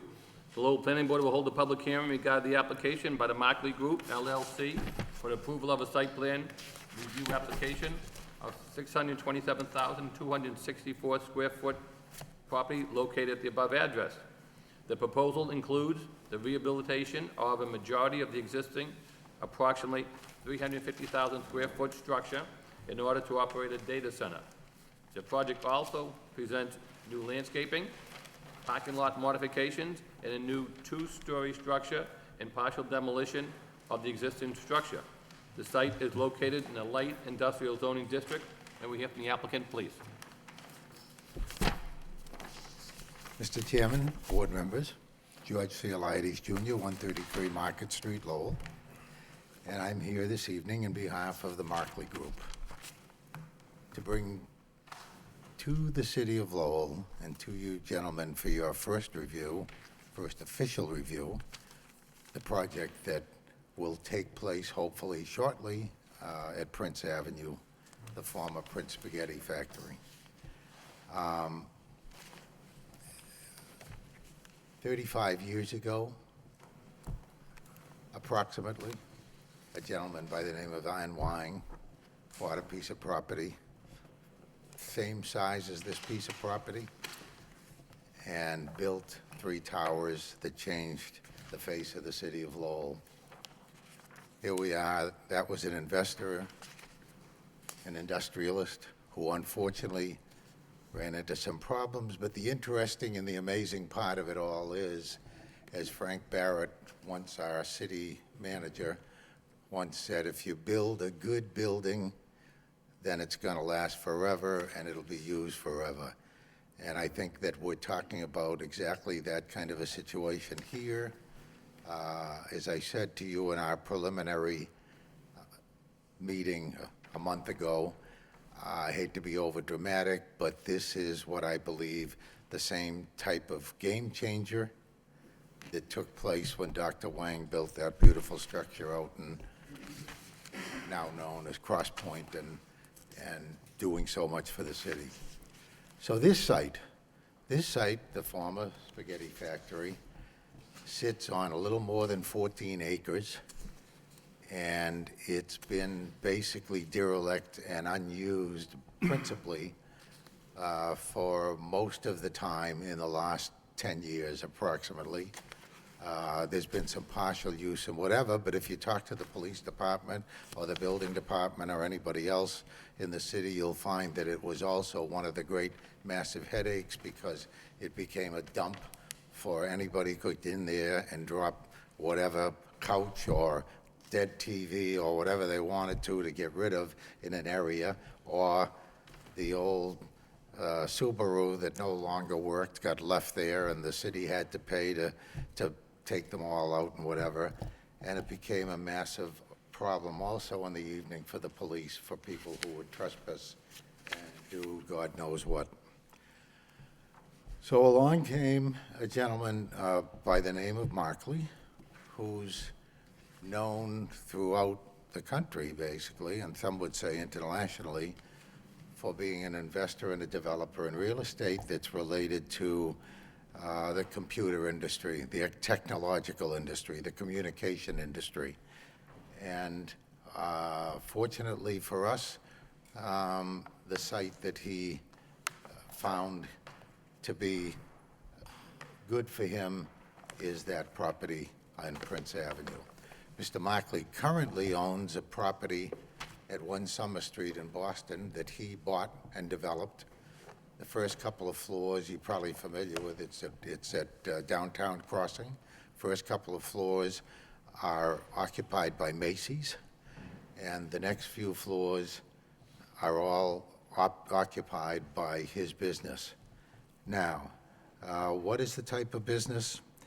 It's difficult to describe every aspect of it, but if you understand that the central purpose of this structure is like a communication center, communication for many reasons and many ways. For one, the operation in Boston deals with many overseas telephone lines that come in, and it is basically a switching center that takes care of all of the 40 countries approximately that have phone lines that come into the United States that then need to be switched to other places. But its principal source and its principal business now is more computer-related. We've all heard of the cloud. If you're familiar with redundant systems means that if I am running my entire computer operation on one site and I can't take a chance that something goes wrong with it, well, I have 2 choices. I either can go out and build more space, rent and invest in more space adjacent to my building or in my operation or whatever, or I can go out to a place like the Markley operations that basically will take your entire system and duplicate it. And most significantly, the major item that the Markley Group features and guarantees is safety and security. And never in all of the time they've been in Boston has a customer ever lost a minuscule element of any part of their software and data system, all because of the backup capabilities that are there. So this is the kind of operation, if you get to see it, if you could get to see it, it is almost mind-boggling with the amount of wirings and things that go in there. Some of the companies I mentioned to you, some of the principal companies that have their facilities there are the Harvard Medical School, many of the banks in and around the area, a little company known as Netflix that transmits movies to a lot of people around here. And there, I can go on, the numbers are over 200 customers of that ilk who are running their operations through the Markley Center in Boston. They're so successful that they need the operation in Lowell, and they found this site, and they think that this site is a first-class site for them. From the city's standpoint, from day one, when this was first brought to the administration's attention, I could say that Manager Murphy and his staff across the board did a wonderful job of making a connection and encouraging these people to come to Lowell and bring their operation to Lowell and hopefully make this into something that we can all be so very proud of in the future. A few of the items that I can tell you about with regard to the building space itself. It's, first of all, I think you know, located in Lowell's economic target area and the River Meadow target area for economic development. It's expected, and this is kind of mind-boggling, and to set the table for this statistic, Dr. Wang paid $60 million by the time he finished to build 3 towers. The commitment that the Markley Company has made in investments in the city of Lowell is anywhere from $150 to $200 million over the next 20 years. I can tell you that it's not truly an industry that employs a lot of people, but the people it does employ are high-skilled, high-end jobs. The Markley Group and the city entered into negotiations for a TIF, tax increment financing agreement, which has been completed and signed and agreed to and voted favorably 9-0 by the Lowell City Council. And in that agreement, the city and Markley have certain obligations to each other as to what they will do.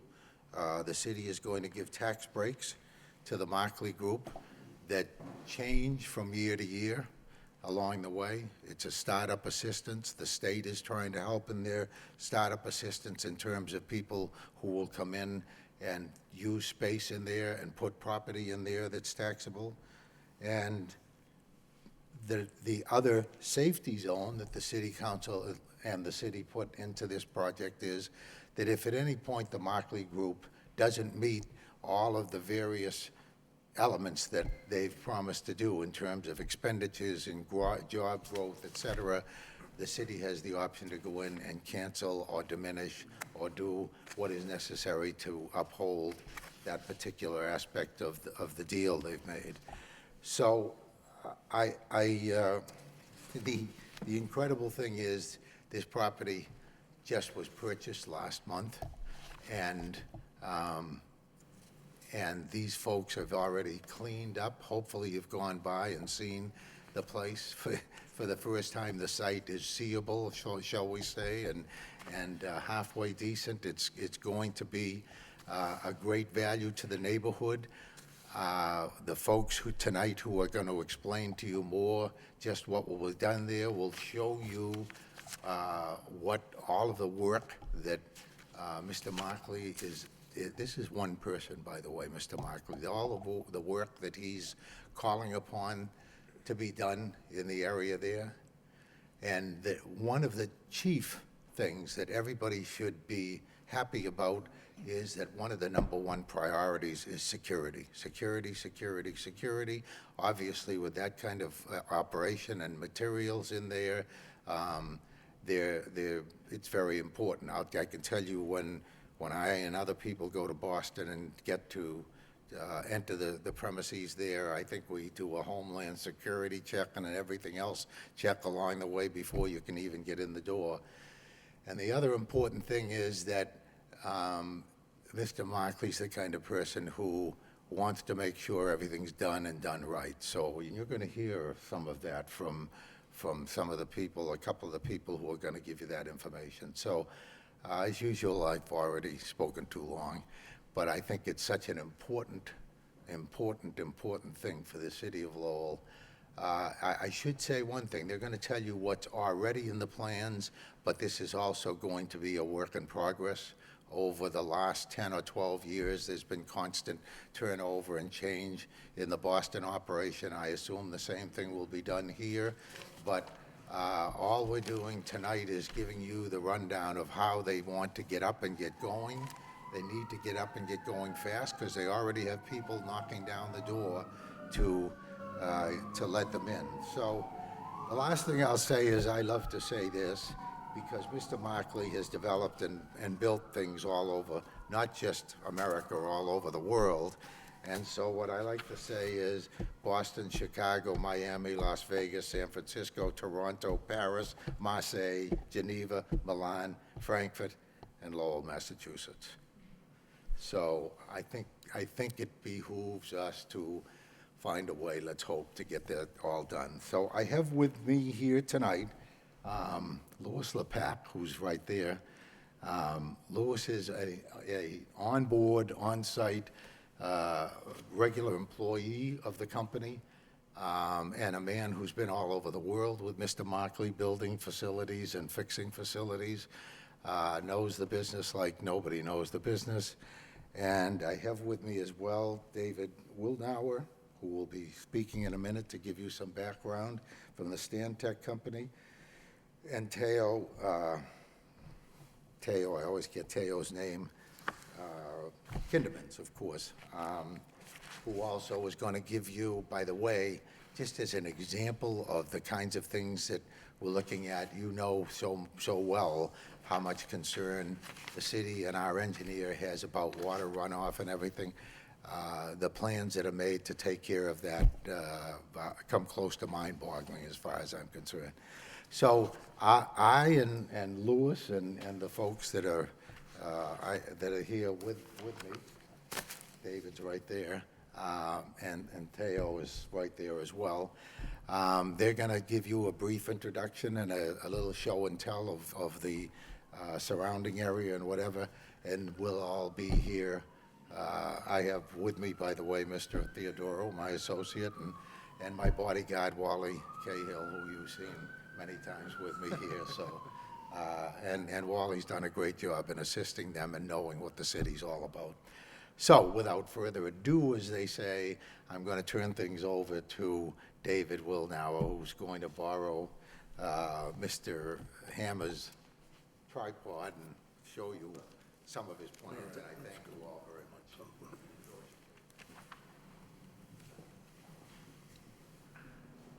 Good evening. Thanks for having us this evening. It's a pleasure to be here. My name is David Wildenauer, and I'm an architect with Stantec Architecture. Our office is in Boston, and we are acting as architect engineer for this project. And we've done quite a bit of business with the Markley Group on their Boston facility over the last 15 years or so. I would like to give you a high-altitude introduction to the project. Mostly, as an architect, I'm here to speak about buildings and arrangement, and after I'm done briefly, then I'll turn it over to Mr. Kindermans, who is with Stantec Planning and Landscape Architecture, and he's been directing the site development effort, and he will speak to the intricacies of the site plan, et cetera. So if I may come in and use the... Yes, you may, sir. Use the... Microphone, yeah. While David's doing that, Mr. Chairman, if you'll give me the... I should tell you, while he's setting up, that Mr. LePac, this is commitment, spent this weekend moving into Lowell, where he's going to live and stay. So it gives you an idea of the commitment these folks are making. And what I also meant to say is kudos to the city manager for the wonderful job that he and his staff, including Judith and others, have done to help these people out along the way.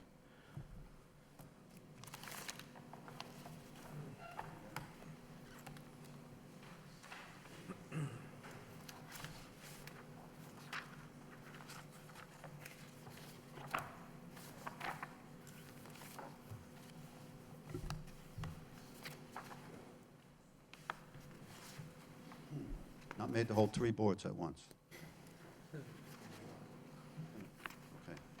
Okay. First of all, I have a board here. I don't think anybody needs too much introduction to the situation as it exists over there. This is obviously a very large facility that is very visible and has fallen into some state of disrepair and has obviously been underutilized and disused for a number of years. I'm sure it'll be a pleasure to see it redeveloped. Just in a nutshell, this aerial photograph of the existing, of course, the main building is a very large building of about 300,000 square feet. And this is actually the newest building of the complex. It was built in between some other lower-lying buildings of older vintage. Our plan, in a nutshell, is to redevelop this main building with a very thorough structural renovation to bring it up to current seismic standards. These 2 lower buildings on this side are going to be completely renewed and renovated. This being some early delivery space. We actually have some work under progress, in progress over there at this time. And these 2 buildings over on this side are intended to be demolished in order to make room for equipment at grade here. These facilities involve quite a bit of auxiliary equipment.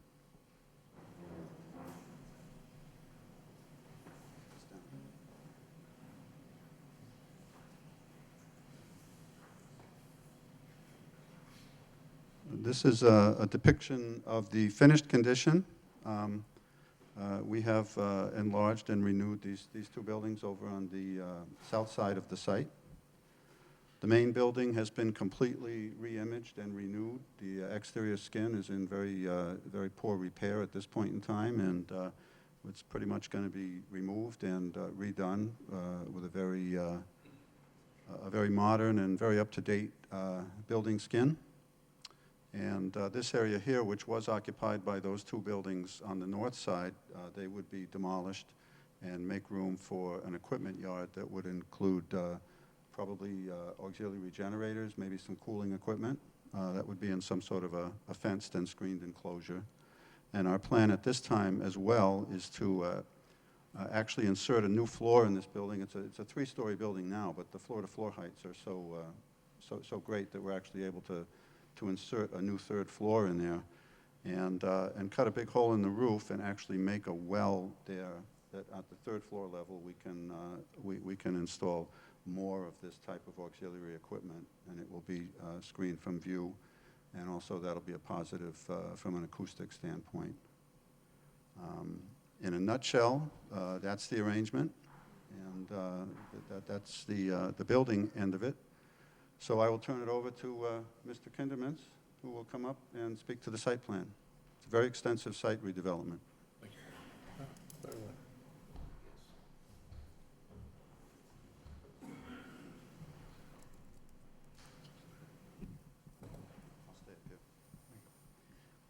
Good evening, members of the board. My name is Theo Kindermans. I'm a site planner with Stantec Planning and Landscape Architecture with offices downtown in Boston. We are responsible for the landscape architecture and civil engineering of this project. As David sort of gave you already sort of the overview of the building, I will give you sort of from a high vantage point the overview of the site, and I can answer any questions in more detail afterwards. Our main entrance will be coming off of Prince Street, or what's being called as Prince Street. It's our site will be secured, so you'd have to enter through a manned gate that's manned 24/7, and you will get badged to get in here. We have a main entrance alley that goes up to a pretty well-designed front entrance. That'll be our front door. Regular employees will come on the back side of this and park in the parking lot there. Stormwater in this area will sheet flow towards a enlarged detention basin here that does all the water quality. We'll have, currently we're showing some stormwater structures underneath the parking lot here that will capture and treat some of the runoff, and then it'll be discharging in an overflow into Hillsbrook. Currently, there is some direct discharge into Hillsbrook. The brook, the bank of the brook is a wall, and it has there's some holes in the wall that currently have the discharge. We'll be closing that up and obviously cleaning all the stormwater before it gets discharged. We have a loading dock on this side of the building, also coming off of that main front door that will have some loading. We don't expect many trucks, but upon fit out, people will be delivering computer equipment, servers, etc., server racks. That sort of material will come through the loading dock. We added this sort of driveway up to give access to the fire lane that's behind the building. So that's something that's been relatively recent added to the plan, so that we have good access. There was a request from the traffic engineer and from the fire department. We do have several more gates. These 3 in particular, those are all secured and locked and are only there for emergency purposes. As David said, we are showing an equipment yard here. Exact layout is still to be determined as the build out of this building goes forward. We'll be occupying that. Same with this equipment yard. As you can see, the landscaping on the plan as it is currently proposed meets and exceeds well the requirements by zoning. Parking spaces that we are showing meets the zoning regulations as a storage facility, which this in essence it is. It's a data storage facility. It's more than we need. So we have at the front door we'll have paved parking spaces in the lots where it currently is already paved. We have additional spaces in the rear that could be used, and that actually are grass paved spaces, sort of overflow spaces. In a nutshell, I think that's my presentation, and happy to answer any questions. Thank you, sir.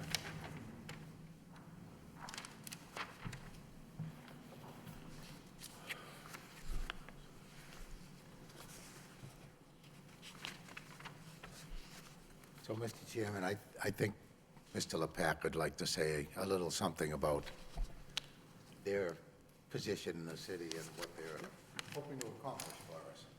Well, thank you. Again, I'm Louis LePac. I've just moved to Lowell. I'm on 39 Perkins Street. I'm not sure what kind of questions that you might be having on this, but we did have an opportunity to talk to several of the city department heads, as well as the mayor and the other staff. If there's any questions about, so some of the issues that we talked about last time had to do with water runoff, and at this point, this was up until, we'll say last week, this was one of my main concerns, is that the water runoff the building was that was directed into the center of the building, as well as the hillside water as well. And Teo has, and their engineers have come up with a way to take that water away from the building and handle the runoff of the city as well, and run it through these different kinds of catch systems before it, so it can be treated before, there's any issues with it, with the extreme. Is there, were there any questions about the plan we have so far? Not as of yet. We'll get to those. All right. So, again, I was fortunate to be with Mr. Markley through all of these different countries. And once I think I mentioned this before, that every city that we had the opportunity to work in, it was always bettered by it. And we certainly hope to make the same change for the positive here in Lowell. Thank you, sir. So, Mr. Chairman, that's the applicant's presentation to this point, and we'll wait for the normal course and be ready to answer any questions that the board might have. Okay. Thank you. Thank you, Councilor. At this point in time, if anybody want to speak in favor of the project? Just come to the microphone, please, sir, and state your name, or ma'am, and whoever wants to go first, that's fine. Just your name for the address, please. Okay, yes, good evening, Carol McCarthy, 64 Blossom Street, also co-chair of the Sacred Heart Neighborhood Improvement Group. I think residents of the city can remember way, way back when Mr. Pellegrino had the vision of building this enormous building to develop his pasta and that, and then the wonderful restaurant that he had on the site. At those days, the only entrance to the site was Carter Street. We knew that the back entrance also had a rear entrance that would lead off to Chambers Street, and that his business was so successful that he needed the access road now, which is now called Prince Street, leading into the building, that Carter Street no longer would allow the vehicles to get in and out there. It was just a sad day to see when his vision would just kind of just belly up and go out, and this enormous building would remain standing there. And I appreciate the number of businesses that came in and tried to do something.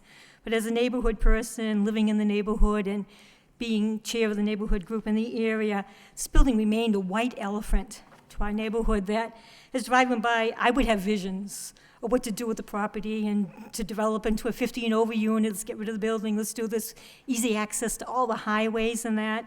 So it was really nice to read in the newspaper when this company here decided that they wanted to come into Lowell. They wanted to look at this building, and they wanted to try to do something with this site. So I'm really interested in learning more about the kind of business they are, what type of business they're running, how they run and operate, and it's really nice to see that somebody wants to take the white elephant off our shelf in the area and really develop it into something that would be nice. Like we said, the best thing about this neighborhood is we have easy access to all the highways there. Okay, thank you. Thank you, ma'am.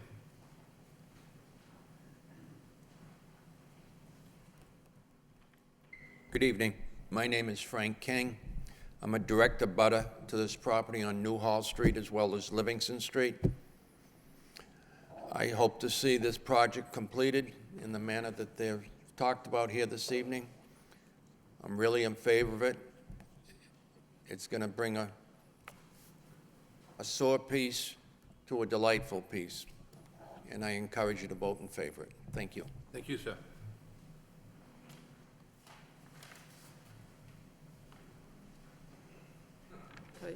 My name is Nancy Forts. I'm a direct abutter. I have some concerns. I know this is a computer outfit, cloud. What type of security, especially around the perimeter, is there going to be any type of security? There is a lot of illegal activity going on Prince Ave, and I wondered, if there's going to be increased police surveillance or what in the area. I'll let Attorney Elides try to answer that for you, ma'am. Sure. Excuse me, I'm sorry. Absolutely. I made reference to it before. The tricky part, and I think in the memo that I gave to the board, I mentioned this, the tricky part is that we don't want this to look like a prison. So Mr. Markley, one of the first things he talked about doing was encircling the entire facility with some kind of building materials, whether it be fencing, stone, or whatever it is, depending on where they were at various portions of the facility. But in fact, yes, the entire area will be either some sort of 6-foot fencing, shall we say, or stone walls or things like that, so that security is crucial to these folks, as I said.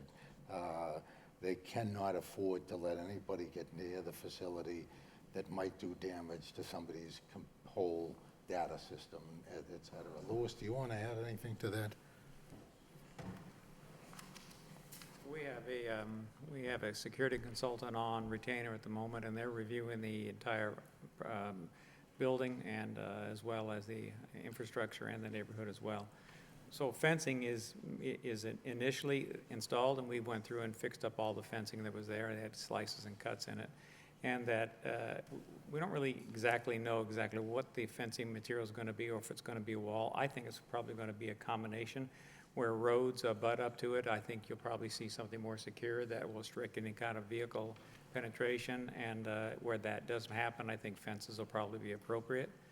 But, I mean, they won't be 20-foot high with a razor wire, nothing like that's going to be there, but it certainly is going to be, and it will be surveilled. There'll be video surveillance. There will probably be some kind of soil interaction with, motion detectors, things like that, and we can't really say exactly what all we're going to do, but we also have guards on the premises, and we'll have continual 24/7 coverage, as we have today. So there'll be lighting installed as well, so we'll be able to see all the barriers and all the points of access. Thank you. Does anybody else want to speak in favor? In favor? Okay. Mr. Chairman, member of the board, my name is Chad Banches. I live at 29 Andrews Street. My residents can see this building, and I'm pleased with the plans that they presented. My only concern with the initial plan is the equipment yard and just any additional noise it might add to the neighborhood. I'd be interested in exploring additional, sound mitigating possibilities. But overall, I think it's a great plan, and I think it'll be a great improvement to the neighborhood. Sorry, Chad, what was your last name? Banches. You spell that? Spelled B-A-N-T-J-E-S. Thank you. Attorney Ladies, can somebody from your group indicate how they're going to try to keep any noise down, or what noise may be affected by the neighborhood? I think that was one of the things that was also brought up by one of the planning comments. Yeah, it was in here, yeah. Can you address it, the noise? Oh, you can take it? Okay. So the noise coming from the property that we generate probably has to do with cooling units as well as generators. So generators are emergency generators. All of them will be in sound attenuating kinds of enclosures. We understand the decibel range is 55 decibels at the property line, and we'll ensure that that is not breached. As well as cooling, again, there's same kind of attenuating kinds of fences and barriers that we'll place around those to ensure that we're well within the requirements of the city. Thank you, sir. Anybody else want to speak in favor? In favor?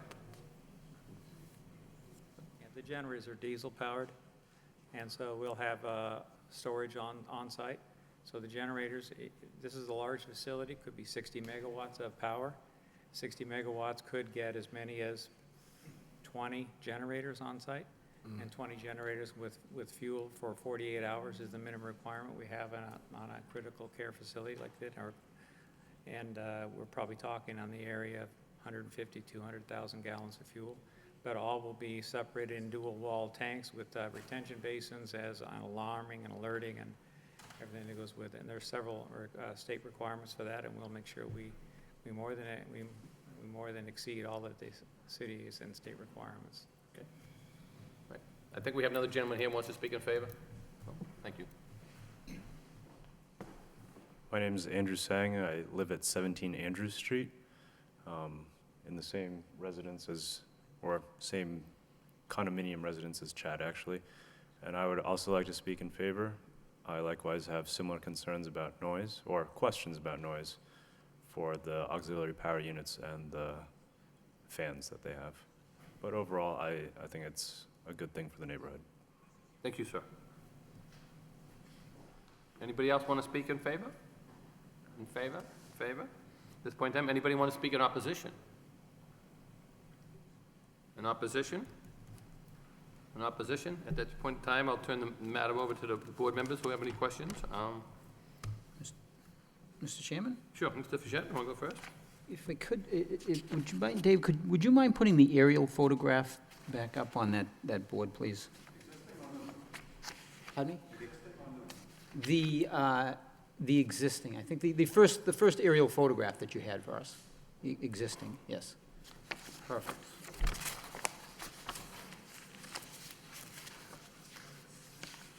So I think, just to put some of this in perspective, and if we could just point out where Andrews Street is on the back side of that development. Yep, exactly.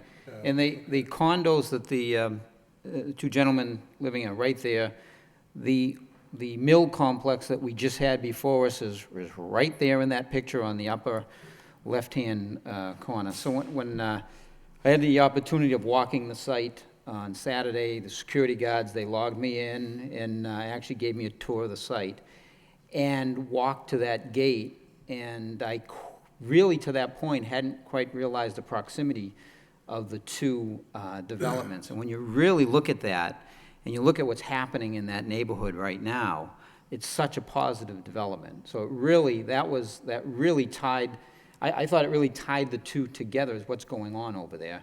And then, driving back, I just went down Gorham Street, and Mr. Leides, you're aware of the project going up at the old Butler School site. And then I went down Fletcher Street and everything going on with UMass Lowell, and I turned onto Pawtucket Street, and the new building's finally going up that we approved there. So I was feeling pretty good by the time I got home, I can tell you that.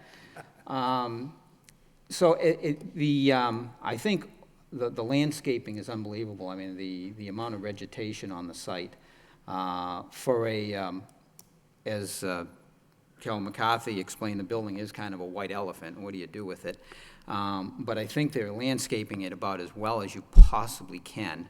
I did have some concerns, and it was mentioned in the DPD memo of June 24th, and I did ask the security guards what they, and confirmed that it is very dark. Prince Ave, I didn't realize, and they're dark maples that are on that street, so I guess when at night it is really, really dark approaching there. So I just, if you could go over what the lighting scheme is, because I think even DPD had some concerns with the lighting, so.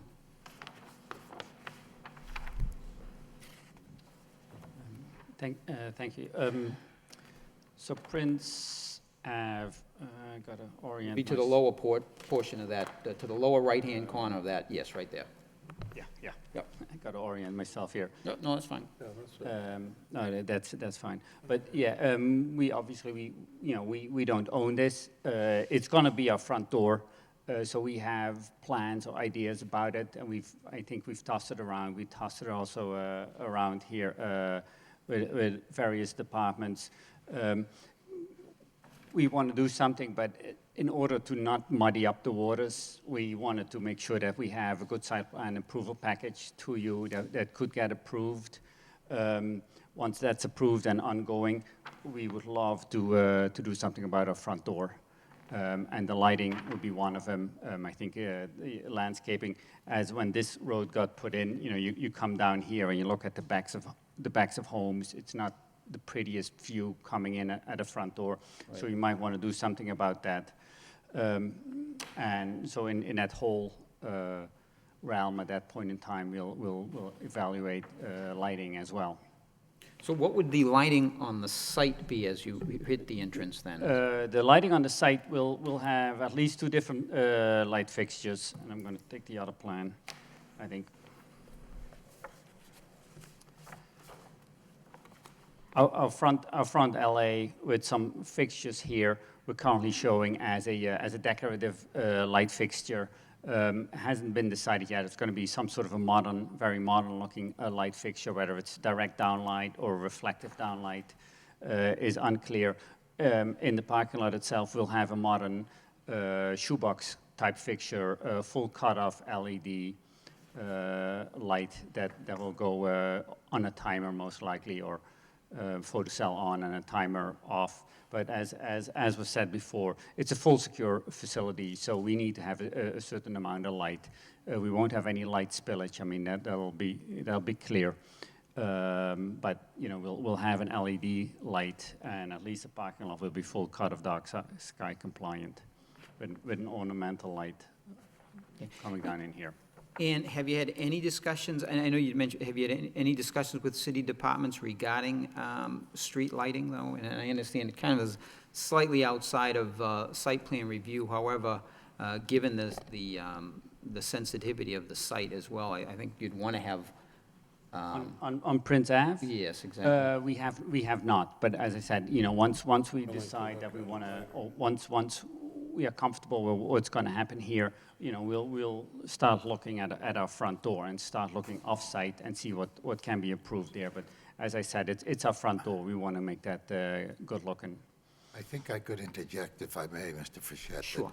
That was one of the items that was brought up by the planning staff. Correct. And there was, I don't think we mentioned this, there was a meeting that took place this past week with the planning staff and Lewis and his people, who went over every single one of those items, I would say to the satisfaction, and Judith can speak for herself. One of the problems, if I can use the word problems, that we've run into with some people call it Prince Street. You know, we have Prince Street and Prince Avenue there. Right. I don't think it ever was named Prince Street. As a matter of fact, if you look at the assessor's map, it's referred to as driveway to Prince. Right. The question is, no one has yet told me who owns it, whether it's a public way, a private way, or whatever.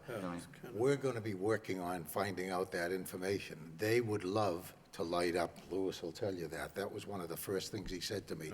He'd Sure. like to make that entryway prettier, more lit up, et cetera, but we're not in a position to be able to do that yet because of those legal questions that I mentioned. Then it would be helpful, Attorney Alides, if you have this memo, and as we typically do, if you say you went through these items, could you just address then some of the items from this memo of the 24th? Or maybe Judy could elaborate on it, but... Sure, can I grab my... Sure, sure.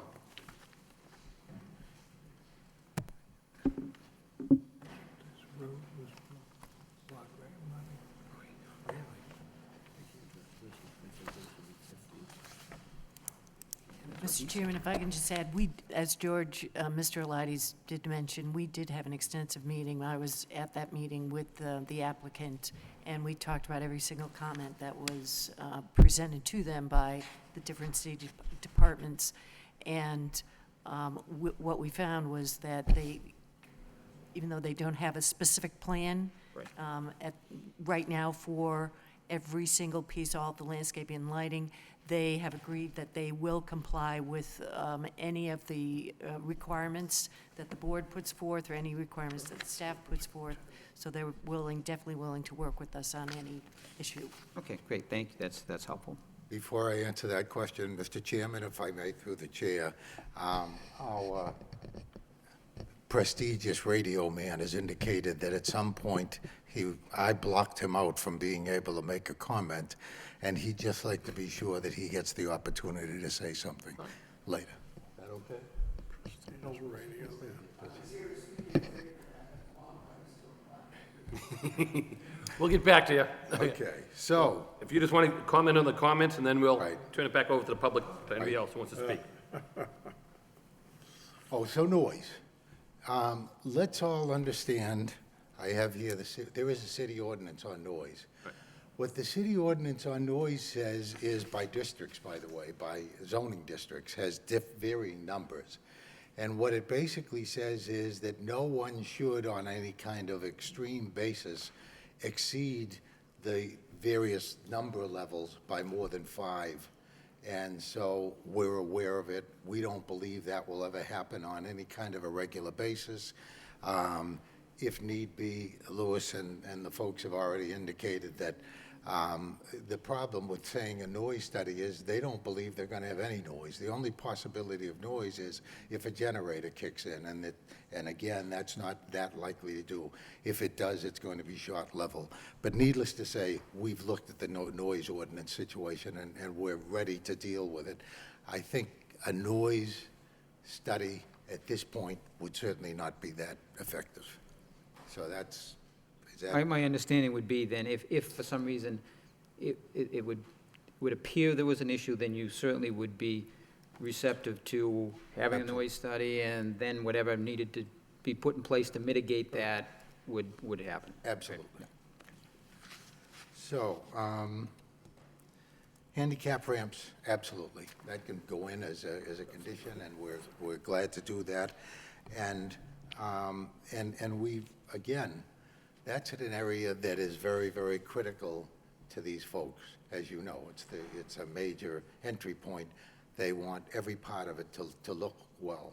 It's a little bit unusual because, as you know, two streets come feeding into it at the same time from either side, so it's not easy to deal with. But that's something we hope to deal with the law department, the engineering department, or whatever, and if we come up with something that needs to be brought before the board, obviously we will.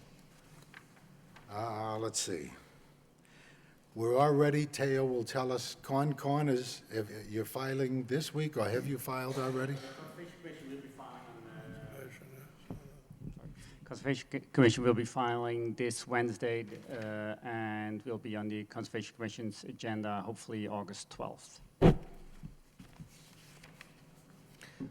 We already have at this time, we've already put in place silt barriers, any kind of, to block any kind of runoff, contamination. We've already had those in place, and they've been in place for several weeks now. I didn't realize that's quite a significant body of water that's running back there. I was actually surprised. I didn't realize it was that significant.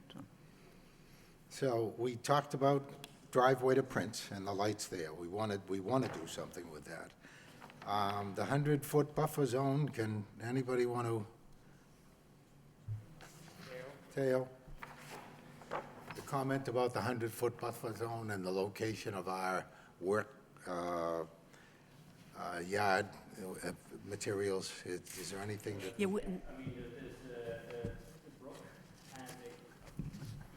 The brook has riverfront, 25-foot riverfront buffer area, riverfront resource area, and 100-foot buffer area to the bank and the land underwater. So we had a sedimentation basin shown within the 100-foot buffer on our one of our plans. Obviously, that can be moved out of the buffer area.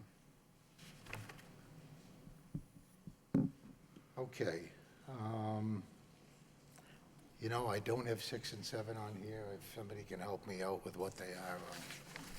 That would be the applicant should be aware that any retaining wall over 4 feet must receive a building permit. Wall details should be submitted to Development Services showing proposed design and materials prior to construction. Yeah, as a matter of fact, at the meeting Friday that I mentioned, the building commissioner was there too, and he made it very clear that if it's greater than 6 feet at any point, we have to go to the zoning board of appeals, which we're prepared to do if we feel it's necessary at some point. And then 7 was the applicant should clarify what materials will be utilized to screen the receptacles. Trash receptacles? Yes. As far as fencing? This is at our a dumpster location right here at the loading dock. We'll have a solid 6-foot fence. It'll sit below the loading dock is 4 feet below, so it'll sit lower already in this well, and then we will have a solid board fence around the well. Solid fence. A wood fence, did you say? It's most likely going to be some wood. Yeah. Yes. Okay. And I guess lastly, no gate has been shown for the emergency egress onto Newhall Street, I'm sorry. Any gate intended for this location, whether existing or proposed, should be identified on the plan. A little tricky, and the reason I say that, not to be fresh. Yeah. yes, there'll be a permanent gate there. We obviously know that there's something, and we've been talking and working with the fire department. They want to be able to have access at every spot. The reason I say a little tricky or whatever, if you try to enter the premises in Boston, there's a gate, a rail, a barrier that's 3 or 4 feet high because security is so important. We've heard of crash fences. I think we've got to find some variation of that. They don't want a crash fence that somebody else can crash through. So we're working on that. So you're working with the fire department for Right, the final absolutely. approval on that, okay. Yeah, whatever we do will be, the fire department will be happy with the decision. Most likely it'll be some kind of motorized gate fence with some kind of ability for the fire department to access it whenever there's an alarm. Either it'll automatically open or we'll have a guard there. Whatever it is, we'll make sure that We'll have access. any access is provided. Okay, then we get to the various departments.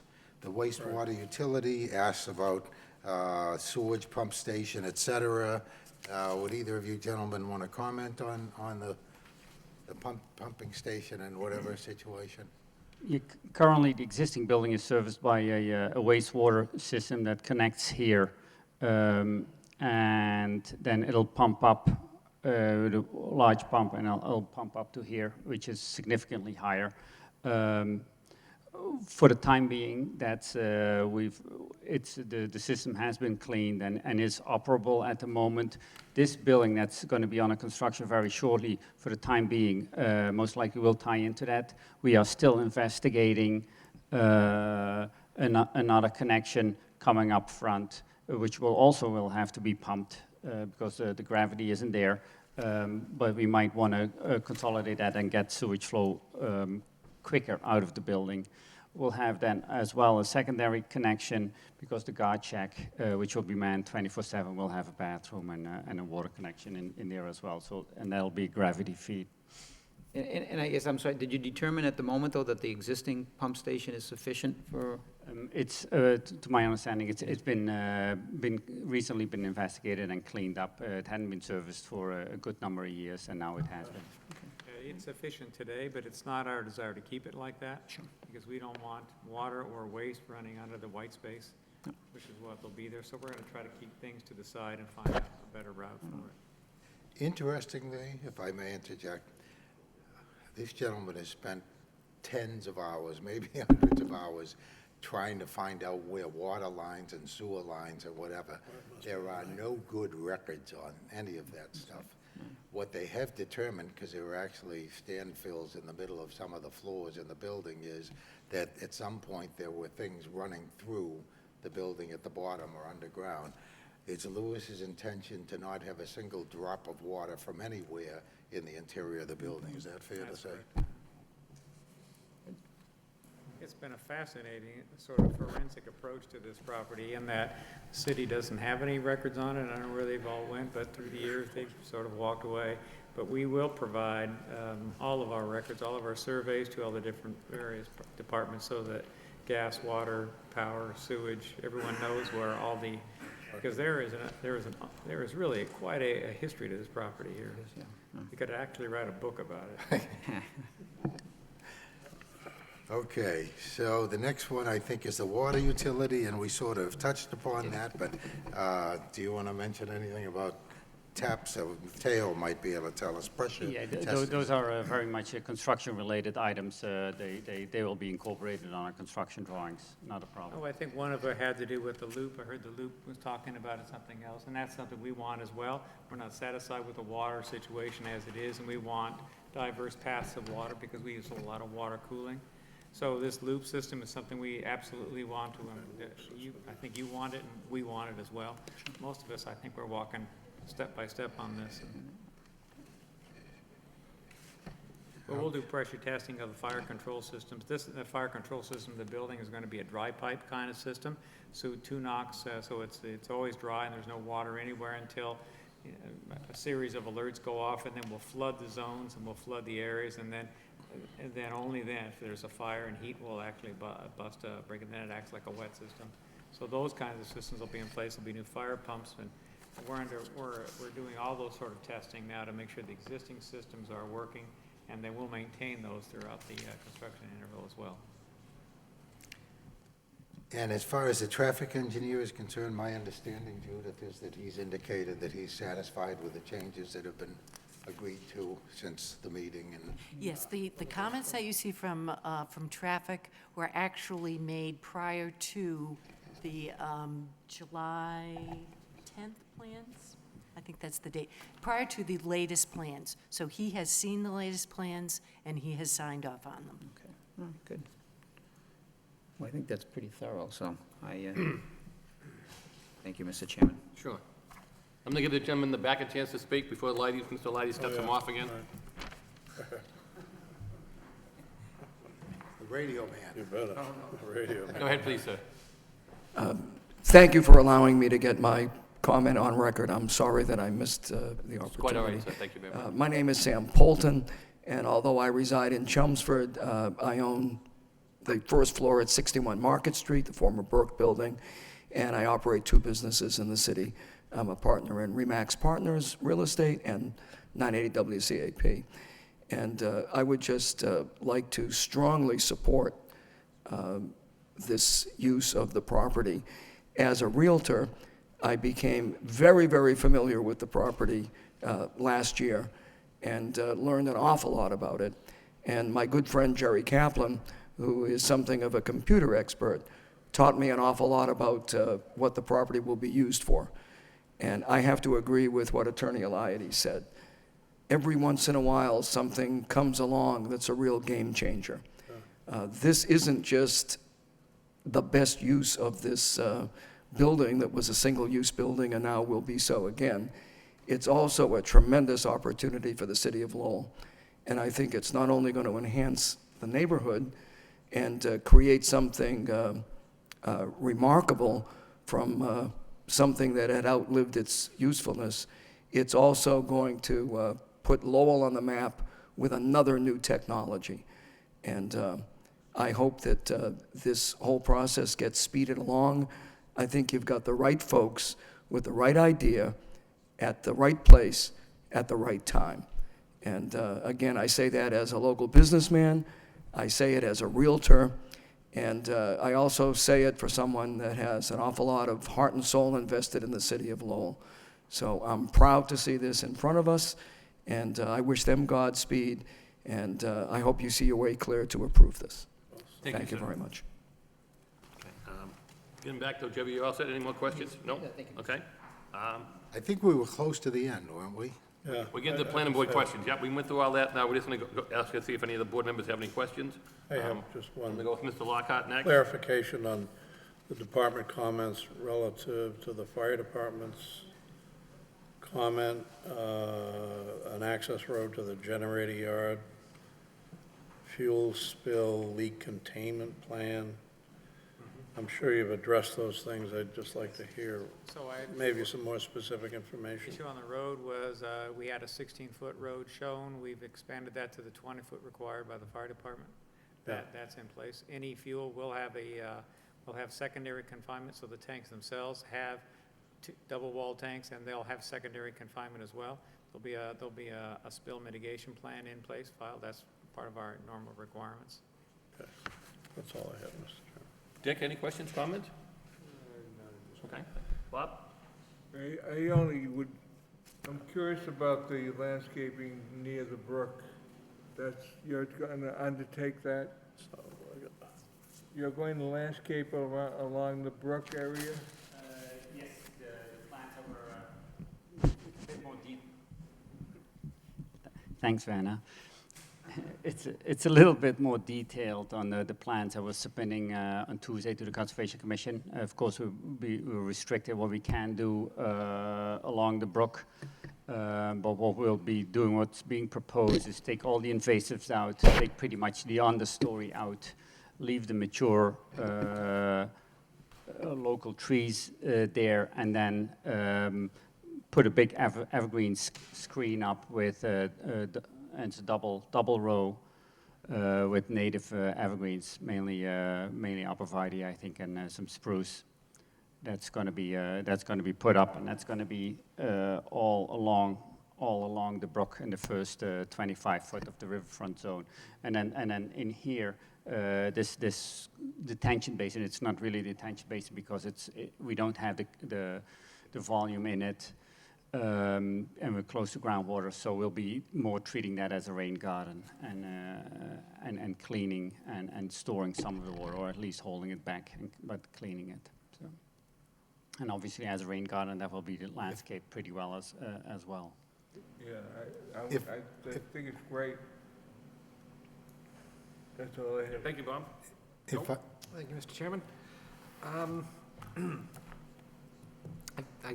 want to start off, I got a couple questions for staff. What land use is this being characterized as? It's characterized as warehousing, Okay. storage area. Okay. It seems to me that the amount of parking being required by the zoning ordinance is in practice excessive for your need. Am I mistaken in saying that? It's It's excessive, I think it is. It is. Okay. How many parking spaces are you providing on this plan? Well, I'm not sure Teo can Off tell. the top of my head, I want to say 420, but it's one per 1,600 Right. square foot. I want to say I don't know off the top of my head. I think it's like 400 or so. I don't want to give any, It should be on the I don't want to say too much, let's say, but what we're talking about is there's an awful lot of extra space there that could be utilized for other purposes down the road. So, yeah, there's a lot of extra parking there, and we don't use, on staff, there won't be more than 30 or 40 people to start with, so and they won't always be there. Okay. There'll be visitors all the time for the various companies, but you're talking maybe another 20, 30 at different times or whatever.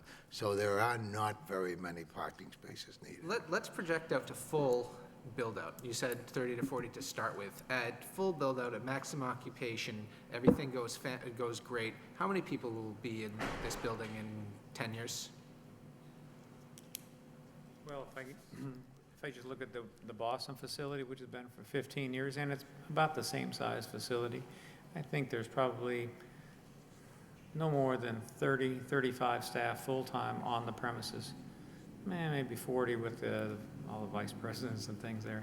But generally, that we expect something on that range. Now, customers come and go. Sometimes they come in mass. Like when Harvard was moving a lot of their kids, they came in with 30, 40, 50 people, and they were there for a week, and then they did their job, and then they left.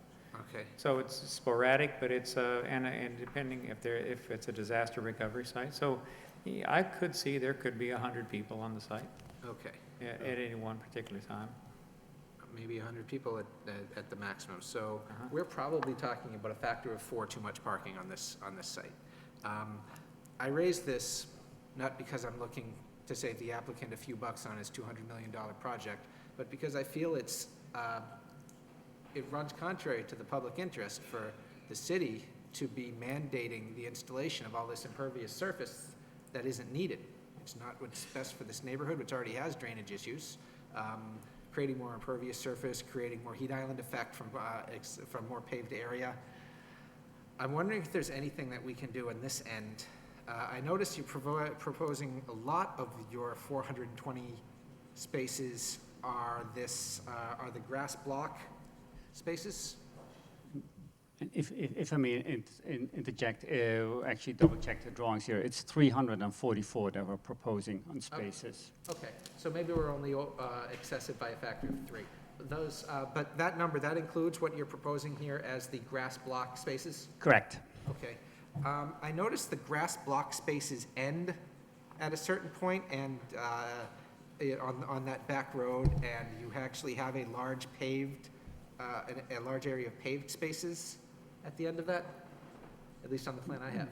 The ones all the way towards the bottom of that road, out by Iowa Street.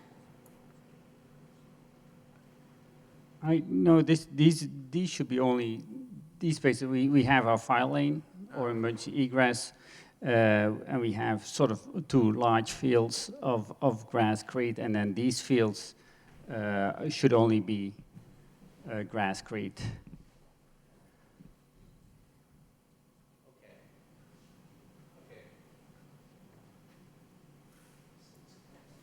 That is correct.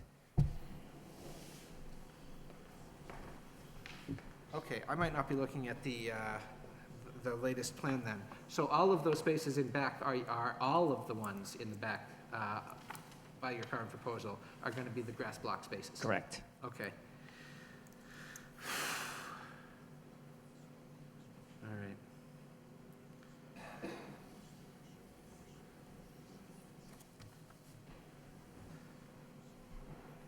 Okay, that was actually going to be my proposal, if we could turn those to grass block to try to reduce the impervious surface area.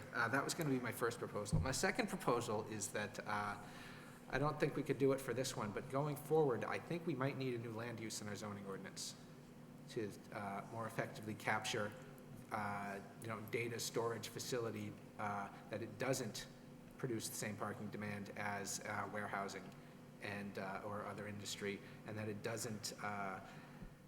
And that it might have some and might not have some of the usual spillover effects we'd consider to be standard for warehousing. I think that might be something worth looking at going forward, and if the city was to go in that direction, I would very much invite the applicants to play a role in that, helping us figure out what we need to think about. It's not a bad idea, because there'll be more. Oh, that would be great. I told you I wasn't talking out of school, but Louis is maybe talking a little bit out of school. Sorry. He's the boss, so he can say what he wants to say. Right. Other area I wanted to ask about, your backup generators. Diesel? Diesel. You're such a forward-leaning industry. You're talking about the future here, and your backup generators are diesel. Why are they diesel and not gas? I'm worried about the neighborhood, a dense urban neighborhood. We have elevated levels of asthma in Lowell. The notion of 20 diesel generators turning on in the middle of Sacred Heart. Right, so natural gas is something we've done in the past. Usually it's where we can't use diesel because fuel storage is an issue in high-rise buildings, things like that. The trouble is that the delivery of gas has to be entirely dependable. We use these for life safety generators as well. They have to start and come on the line in 2 seconds. So diesel meets all these kind of requirements. They also deliver the most power per kilowatt and the most power per BTU than the natural gas does. Natural gas is an option, but not for a farm the size of this. And we did look at fuel farm. We looked at, wind, solar. We looked at any opportunity to not use as many generators, but diesels have just been the tried and true method. Now, on day one, we're not going in with that, but I will tell you that part of the state filing is that we have to apply for emissions, and there's also concentration of emissions, so all that has to go into the filing, and we have a consultant, Tom Woolley, that does that for us in Boston, and he'll be looking at exactly the same thing here.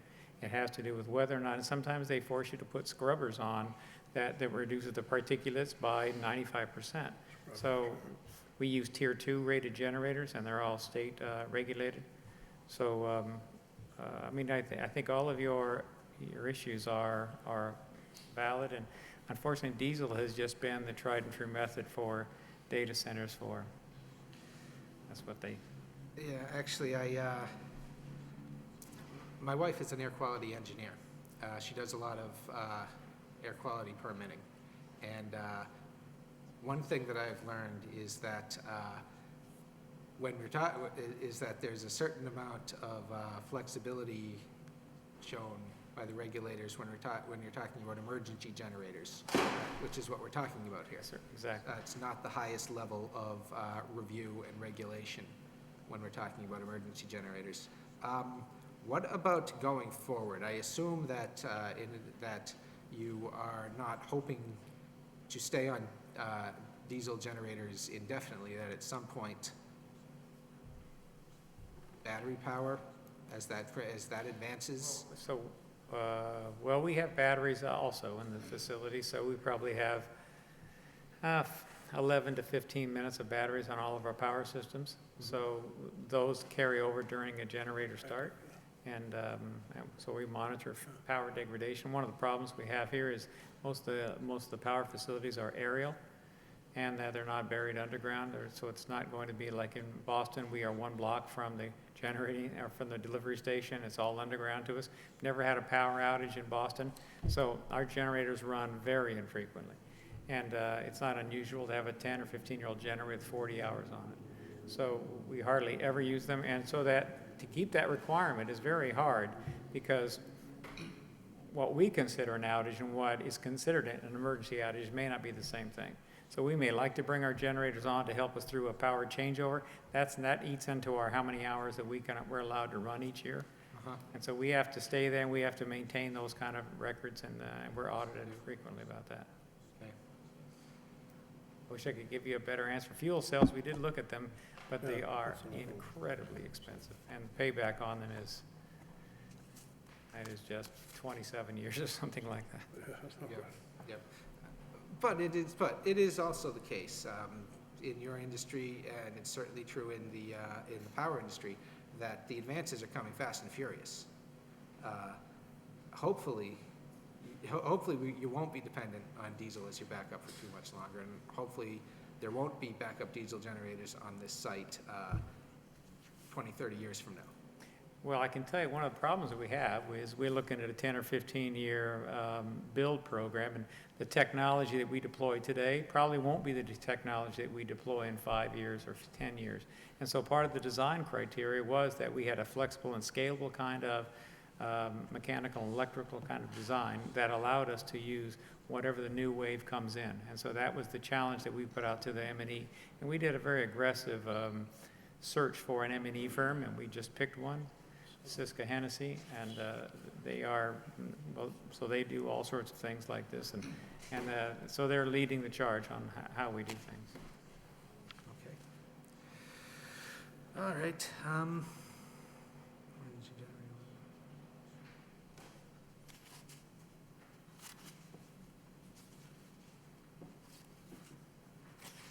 Are you, Jerry, that discovery you made of how close it was to the Andrews Street project, are they actually abutters? Do you abut? Could you move the mic a little closer? I'm sorry, I'm too quiet. Rarely my problem. Do you actually abut the previous applicant's project, the Andrews Street project? You know, I think the parking lot does. Okay. I think the parking lot on by Andrews, there's this kind of area where he's got his thumb, right in that area. I think that their parking lot abuts the Andrews area of ours. Okay. I think that parking lot right there, at least is what so I don't know this firsthand, but the bank told me when they sold that parking lot was part of the deal for them. I raised this issue because the fire department has asked you both to loop your hydrants, and it occurs to me that there could be a relatively easy solution if you talk to each other. Just something I'm going to throw out there. You might want to look into it. That's all I have, Mr. Chairman. Well, our water supply comes through that lot. There's an 8-inch line that comes right through that area. Comes on the very back of the property.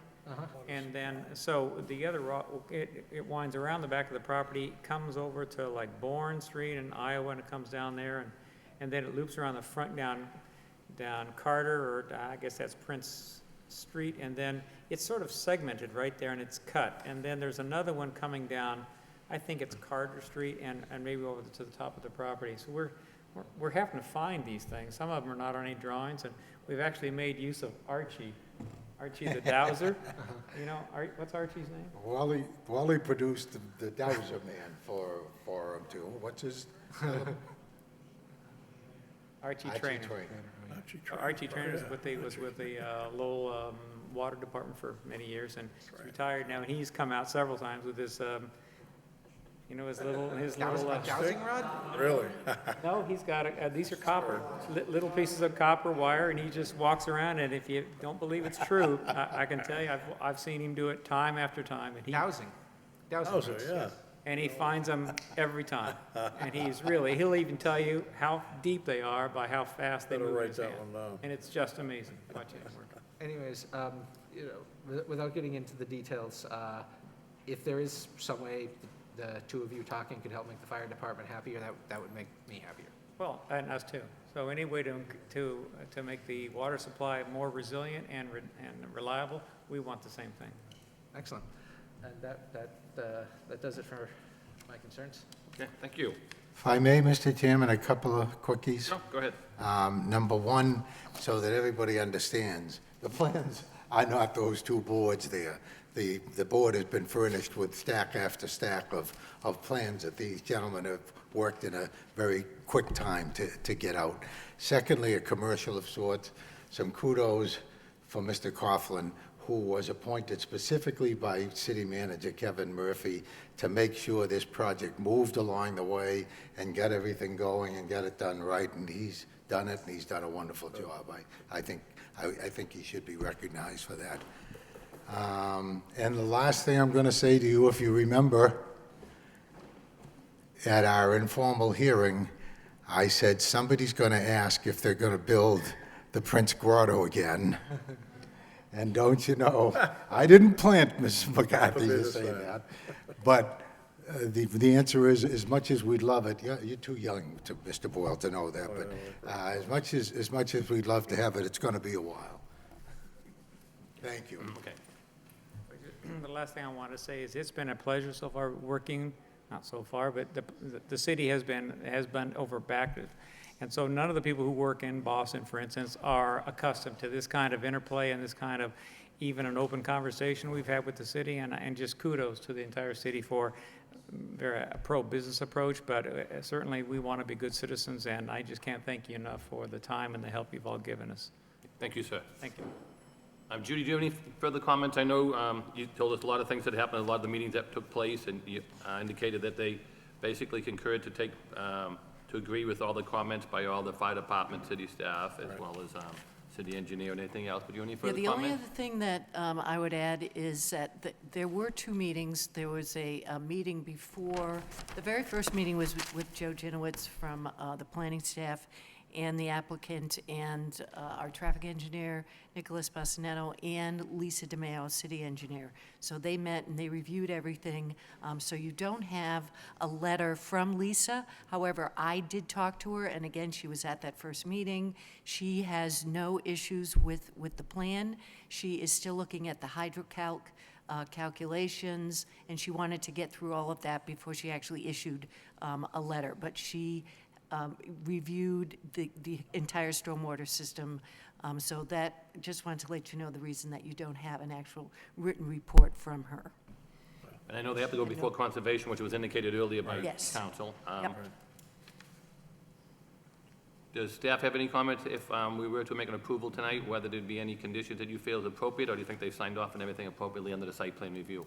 I think the applicant has shown a willingness to, to work with us on the landscape plan, on the lighting plan. And also, again, the elevations, that would include a fence, showing what the fence would look like. And also, again, because they are required by the state to have a fire containment plan. And also, again, approval by the Conservation Commission, obviously, is required. Okay, thank you. Any of the board members have any follow-ups, any further questions? I don't have anything. If not, we can entertain a motion at this point in time. Mr. Chairman, I make a motion to the approval of the site plan with the condition that the applicant continue to work with the Department of Planning and Development in developing this site, and to report back to us on a regular basis your progress. So basically, it would be the landscaping and lighting plan as indicated by staff? Yeah, particularly the lighting, yes. And if I could add, as Sure, go an ahead. amendment, Joe, and the applicant has agreed, but just that the applicant will comply with the decibel level requirements by the city of Lowell, and agree to any mitigating measures that may be required in the future. Yeah, that's Do you good. accept that as amendment to the motion? Absolutely, and, I mean, there's a lot of detail there. purposely left out. Fire department, where they're introducing fuel storage, is also very critical as part of the overall approval. But I think they've covered it all very thoroughly and professionally, so. I'll second that, Mr. A Chairman. motion made and second. All in favor, say aye. Aye. Aye. Aye. Chair votes yes. Any opposition? Hearing none. The motion is allowed. Good luck and thank you very much. Good luck. Take another break, I'll be right back. Good luck. Good luck. Thank you, sir.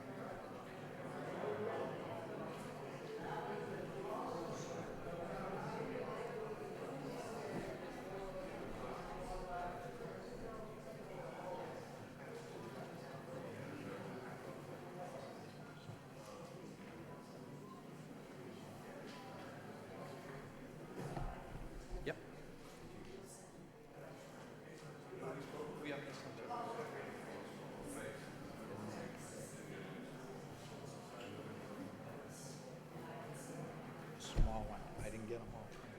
Running.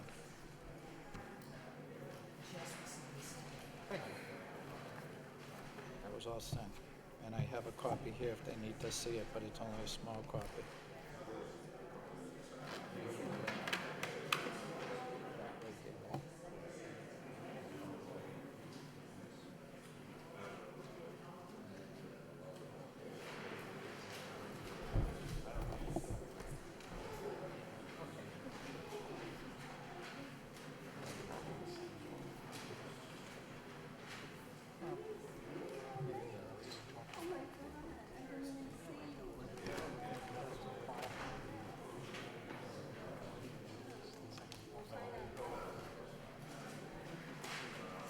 So it's going to be presented for the first time. You can say that, who pulled it back and.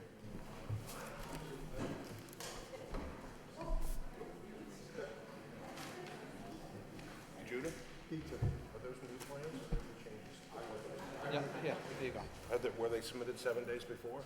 No? It was just, Okay, correct. well, then we'll ask for continuance. Mr. Chairman, could I, you know what? Sure, absolutely. Address them. We'll go off the old plan. That's fine, because nothing's Would changed. you just mention that it just came today and nobody received it? Thank you.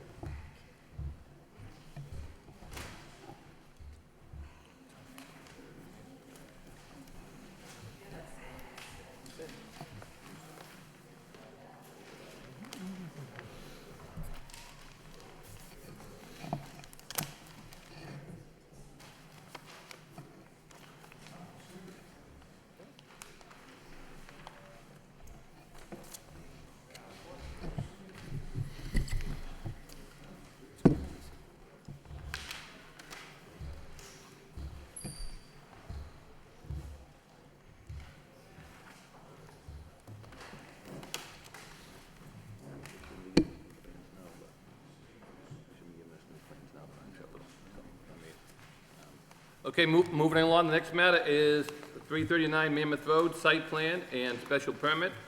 The Lowell Planning Board will hold a public hearing to hear all interested persons relative to an application by Steve O'Normany Trust seeking site plan approval for redevelopment located at the above address. The proposal consists of demolition of an existing residential building and the construction of a mixed-use building to contain 2 unit commercial units for use as a variety store and a retail office space for 4 condominium units with 16 off-street parking spaces. The applicant is seeking a site plan review and special permit approval under sections 11.3, 11.4, and 12.1D of the City of Lowell zoning ordinance. The parcel comprised of approximately 17,455 square feet of land and is located in the traditional mixed-use zoning district. May we hear from the applicant, please? Hi, I'm Stephen O'Neill. I'm the owner of 339 Mammoth Road, the proposal before you. I brought my engineer, Ron Close, to answer any questions. We submitted a plan today in reference to some of the comments that were made by the city departments. It was emailed this morning. I apologize for the late mailing, but there was some concerns regarding the light post and ownership. Right now, there's 28 square feet that shows where that light pole is. So what we did is we moved the building back to accommodate the city and the city sidewalk. We still, at the same time, we meet or exceed all the setbacks, including the landscape, open space, and parking. 13 were required, we provided 16. We propose a building 65 by 70 feet. I'm sure the board remembers I was here a couple of months ago and proposed a restaurant for the site and a variety store, but that would have entailed parking to go on Mammoth Road, which wasn't amenable to the board, it seemed at the time. So this time we bring back a proposal that fits everything, meets the setbacks, and hopefully we can answer any questions with the engineer and address the issues that the city engineer had and the traffic engineer. We also moved the dumpsters. When I called Allied Waste, they only, for recycle and trash for the condominium units, they recommend just the 65-gallon barrels that the city utilizes. What we're proposing is there's 2 6-foot dumpsters in length. I believe they're 52 inches wide, and one would be for trash and the other would be for recycle. That was one of the comments that the city engineer had made. And we also moved it out of the way for the snow storage space to have easier access to that, because there were concerns going around the dumpster where it was placed in the original filing. We proposed the mixed-use building. It's a TMU use. We're proposing a sidewalk on East Meadow Road with the handicap ramps. Also, meeting with the city engineers, they didn't want an entrance coming on to Mammoth Road for traffic backup, so we're going to have all the parking entrance from the East Meadow Road side.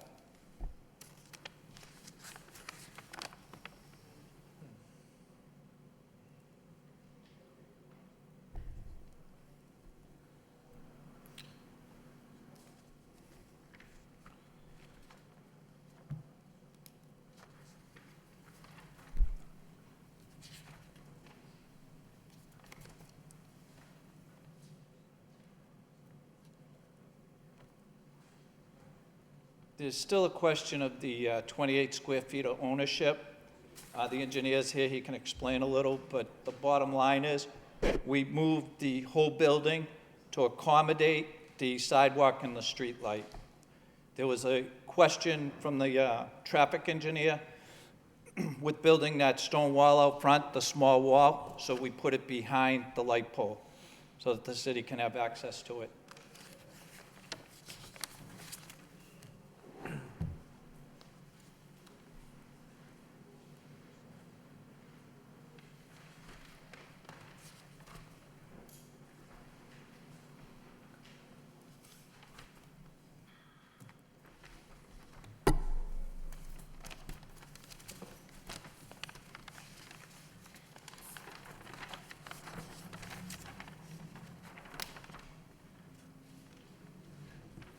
Like I say, I apologize for the late last notice of this, but with the concern with the traffic light, it just took extensive engineering from, and the engineers here, from Drake it all the way up, 8th Ave all the way down, and East Meadow from Lamb Street.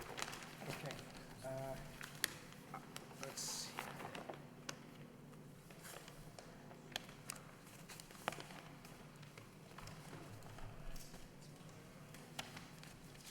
Anything else you have to say, sir? Do you want, Not at this time. I'll answer any questions, or the engineer will hey, answer. do you want Mr. Close to say anything, or do you? Yeah, sure. He can explain a little about the Mammoth Road and the 28 square feet and why we moved the building back. Gentlemen, Judy.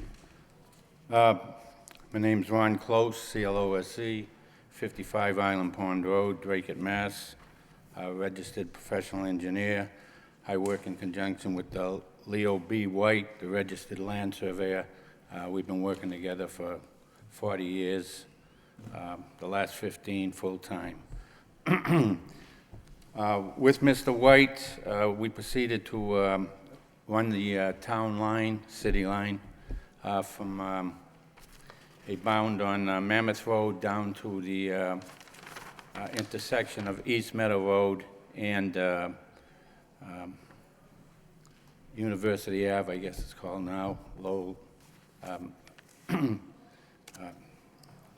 Anyways, that's a town line bound at that point, and we ran the coordinates up, checked them in, found the plan back in 1886 for street layout of Mammoth Road, which was approved by the city council, and a resolution made thereof, voted on in 1886. I believe it was the final date was December.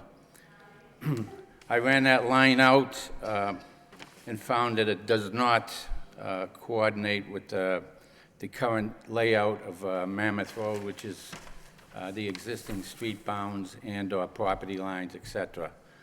Following that 1886 layout, there was a subdivision plan done on on the corner of Mr. O'Neill's property, which was done in 1893, which did not show the 28 square foot taking. Also, in 1898, the line of East Meadow Road was laid out, and a resolution approved by the city council. That did not agree with the 1886 layout. My thoughts and Mr. White's thoughts at this time is the intent was to take 28 square feet, but it was never recorded at the Registry of Deeds. And also on your index cards for the city of Lowell, there was never any 28-foot taking shown on the property.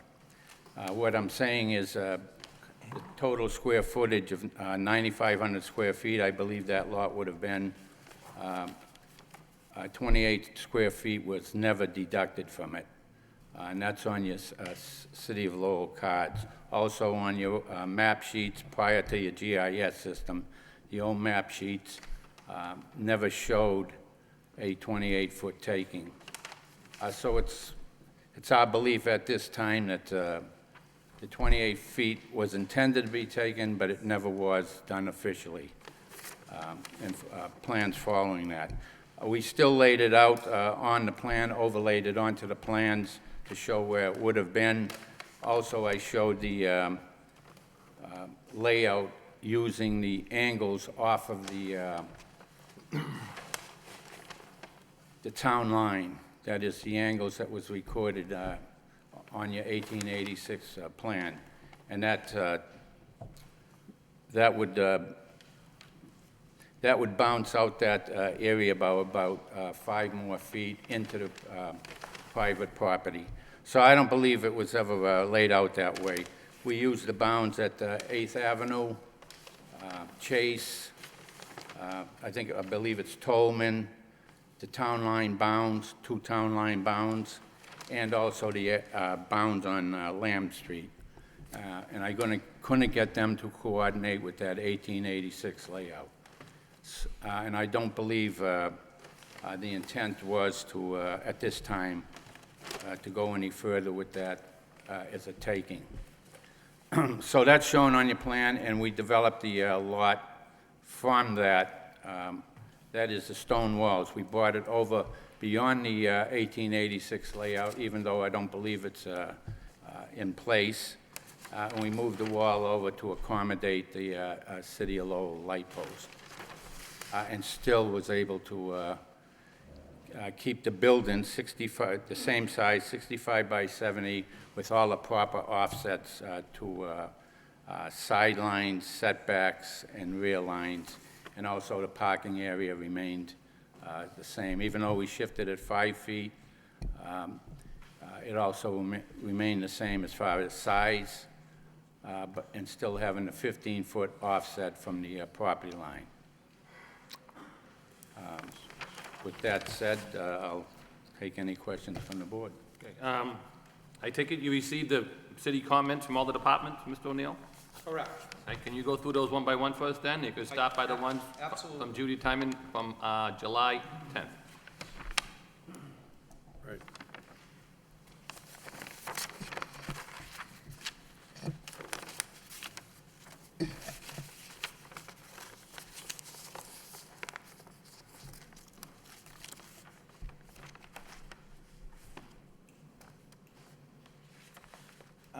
I have July 6th comments here. Oh, July 10th, I'm sorry. Number 1, I proposed to demolish the existing building, single-family home dwelling unit, and construct a 4,050 square foot commercial building that will include a convenience store and a retail office space, 1,500 square feet. That's the footprint. There'll be 4 residential units above with parking, a parking lot, and storm water structures. Is this the comments you mean, or do you mean the ones from the city department heads? The city department heads. I'm on July 10th from Judy Timon, senior planner, addressed to myself, Chairman Thomas Is Lenny, there member. 9 on there? I have, I'm sorry? 9? That's the 9. one, I okay, got 8. yep. Yep, Yeah, and there's 9. then after that, we can go through the fire, then we can go through the Yep. rest of them. Yep, so if we want to start with those 9. I have them, I'm sorry. So number 1, the abutting properties on Mammoth Road are residential and commercial, with additional commercial uses located north of the intersection on Mammoth Road. A 2-way drive will provide access to the parking from East Meadow Road. The city didn't want it on Mammoth Road, so we put it all on East Meadow Road. Number 2, So you're going to do a 2-way drive? we're going to do a 2-way Okay, drive East off Meadow of Road. East Okay. Meadow Road. Okay. The city doesn't want any access Got that part. to Mammoth. So I was just asking if you're putting the driveway. Okay. fine. Yep. Okay, got it. The applicant worked with the DPW to locate the building so that it abuts the sidewalk on the corner in order to provide an attractive streetscape and pedestrian access. In addition to the location of the entrance to the parking lot, it has been suggested by DPD staff with the goal of creating the least amount of intrusion into traffic on Mammoth Road and East Meadow Roads. The current plan shows an entrance on Mammoth Road as well as an entrance from the parking lot. What they suggested is the walk-up entrance to the stores from Mammoth Road be an emergency exit only, and the entrances to the apartments, to the condominiums and the commercial buildings to be from the East Meadow Road side. I need the 2 accesses, one for fire, and that would be a fire exit is what they suggested, and we're willing to do that. Okay, so you have no problem doing the Mammoth Road entrance as an emergency exit only? That's correct, no Okay. problem whatsoever. The proposed development is located in a traffic area, high traffic area, especially during the peak commuter hours. I'm proposing to provide a sidewalk along East Meadow Road, as well as accessibility improvements on the corner of East Meadow and Mammoth Road for the sidewalk and handicap ramps. The applicant I needed more detail regarding the placement of the proposed retaining wall, which the engineer can answer, the layout of the proposed sidewalk improvements, and the location of the signal masthead. That was the biggest concern we had once we found out that there was a taking, not a taking, 28 square feet. So at that time, when Mr. Close located it, we pulled the building away from that, so the wall will be behind the mast. We won't intrude on the sidewalk that's there now, and the city can have access to that as they do now. So we pulled it back, and it still kept the 15 and a half feet from the lot line in the back. The ownership of the 28 square feet at the corner is in question, but that's for the lawyers to figure out, and like I said, we moved the building back was the reason for that plan tonight. There's an existing grade change. The engineer may be able to answer this one. 4 to 10 feet between the sidewalk and the property, and the applicant is proposing a retaining wall along the edge of the property, both on Mammoth Road and East Meadow Road. There was a high spot in the corner, and I believe that the wall will not exceed like a stoop size, 3 feet to go into the building. 3 steps, I mean, to go into the building. So it doesn't appear that it's going to be, I believe the 4 feet to 10 feet in difference is from one side of the property line to the other. Is that correct? In height. But the level, there's an existing wall, retaining wall to the property beside me that we would probably abut to make it match and come across. The architectural features, including the retaining wall and landscaping entrance, we will provide whatever we need for the building department on the retaining walls, and the architectural style of that wall and the landscaping will work with DPW.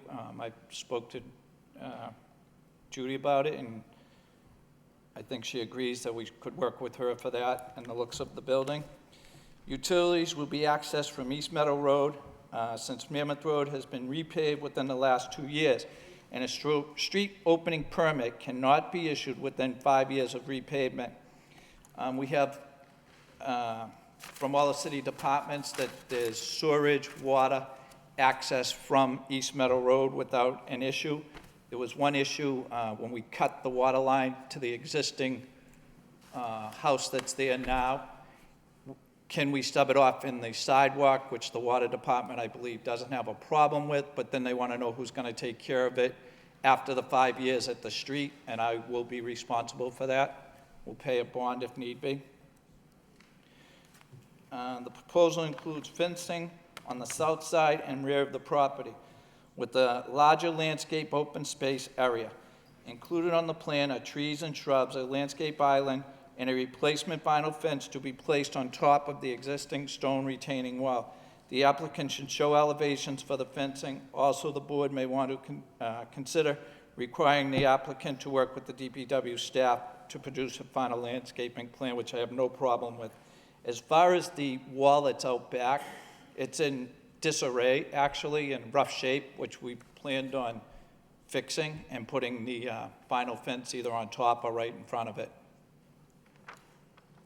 The snow storage areas on the southwest corner may be difficult to access due to the location of the proposed dumpster. As you can see in the plan, we moved it and put it so it would be easy access for the snow storage, and if the board wishes, I would get the 85-gallon barrels and just one recycle dumpster if that's an issue, which would make a smaller area if need be. The fire department has noted a sprinkler system will be required for the building, which we plan on doing. And the water department comments include a reference to the existing service in both East Meadow Road and in Mammoth Road. And I think I went over that with regarding the 5-year moratorium. The street openings, the preferred service is Mammoth Road. However, it is not clear if the existing line can service 2 commercial and 4 residential. That would be the line on the property now, which it will not be, so we'll have to issue another one. But that's all the comments that they had. And then the comments from the different departments also. Okay, so fire department said sprinkler system. You Fire department commented that. approved sprinkler system, correct. Traffic engineer was concerned, The single mast? signal, he was concerned with the mast and the foundation not shown on plans, which we did. We moved the wall back, which he was concerned with, from the existing sidewalk, so that that sidewalk that's there now won't be interrupted or disturbed, nor will the mast, and we're behind it, so the city can have access to it. He was concerned with the no parking area and the dumpster area, that the way the plow trucks can push snow directly into the snow storage area, which we moved. And it was also unclear if there is a retaining wall between the parking lot and the building. There is a dark line between the 6 parking spots on the northwest corner of the building. I believe what that's going to do is slope down, correct me if I'm wrong, with the engineer here, right here. It'll slope, right, and they'll be able to access from the spaces right onto the sidewalk, correct? There'll be 2 handicap ramps, one at the top and one in the middle by the 12 by 18 parking area.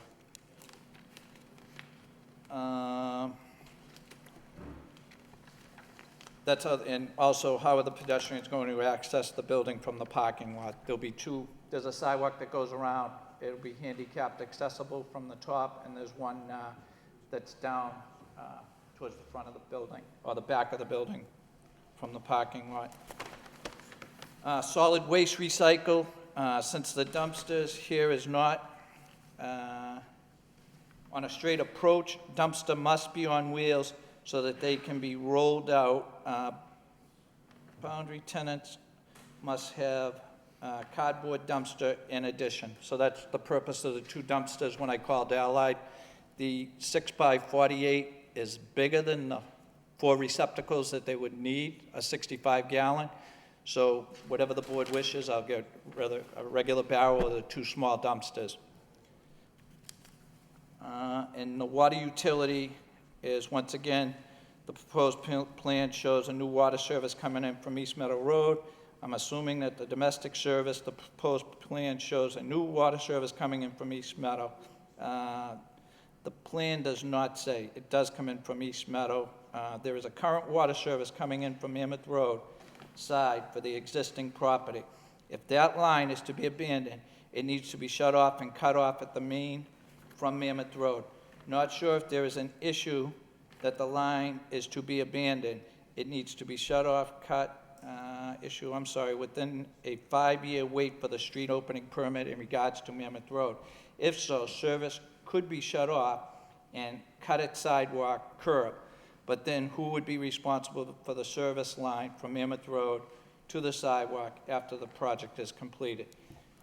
That's where, if the city or the planning board wishes that I had a bond on that, I would. So I would be responsible for taking care of that. That was the comments from the city departments and the planning and development. The city engineer. July 6th.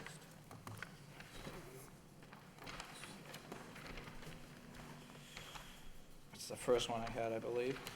Yeah, I think you mentioned July 6th when you started. That's, Mr. O'Neill. Yeah. right, city engineer, July 6th. Contractor needs to apply for all city construction permits. Engineering office must be contacted for all site inspections. This includes drainage, paving, and water and sewer service.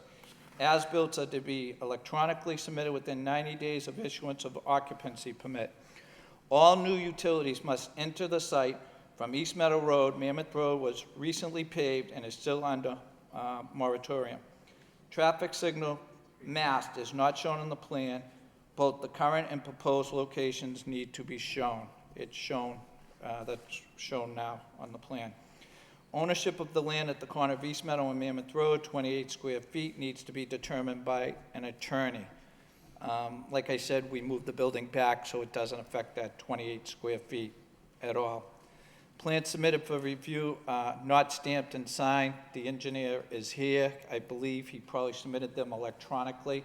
I believe the last ones we delivered were stamped If it wasn't, it was an error on my part.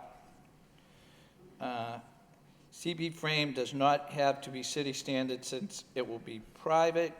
Driveway permit is required, trench permit is required. Dew bounds need to be installed or reset. City work hours are 7 a.m. to 4 p.m., Monday through Friday, and 7 a.m. to 12 p.m. on Saturday. Extended hours can be arranged with DPW permission. All street markings and signage to be placed within the row must meet the current edition of the Manual of Uniform Traffic Control Devices with the appropriate MassDOT amendments. Notification policy. Beginning November 25th, 2008, all city departments will require contractors and others doing work that will inconvenience businesses and residents to provide advance notice of all activities. Notice shall include the nature of the activity, the dates and the times it will occur, the likely impacts, and a point of contact. Departments will inform contractor of this requirement when they apply for permits or schedule a police detail.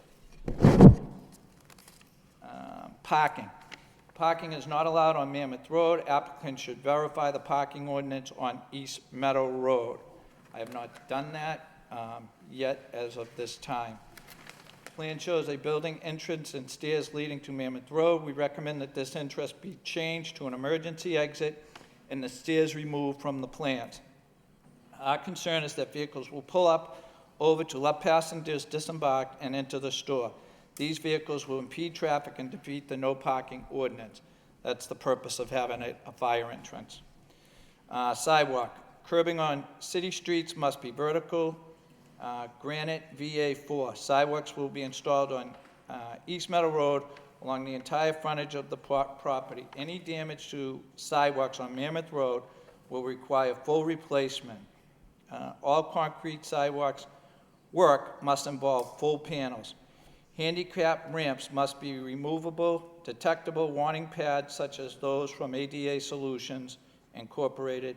Panels will be black in historic districts and red in other locations. Handicap ramps on both sides of the streets are required. Wheelchair ramps are not drawn to scale. Will they actually fit there where shown? Wheelchair ramps on opposite sides of streets are required but not shown. Detectable warning pads. Panels must be installed per manufacturer instructions. Driveway detail is noted as typical. Since there is only one, the typical note is not necessary. Driveway grades appear to exceed ADA regulations. I believe the engineer says that they will meet them at the time.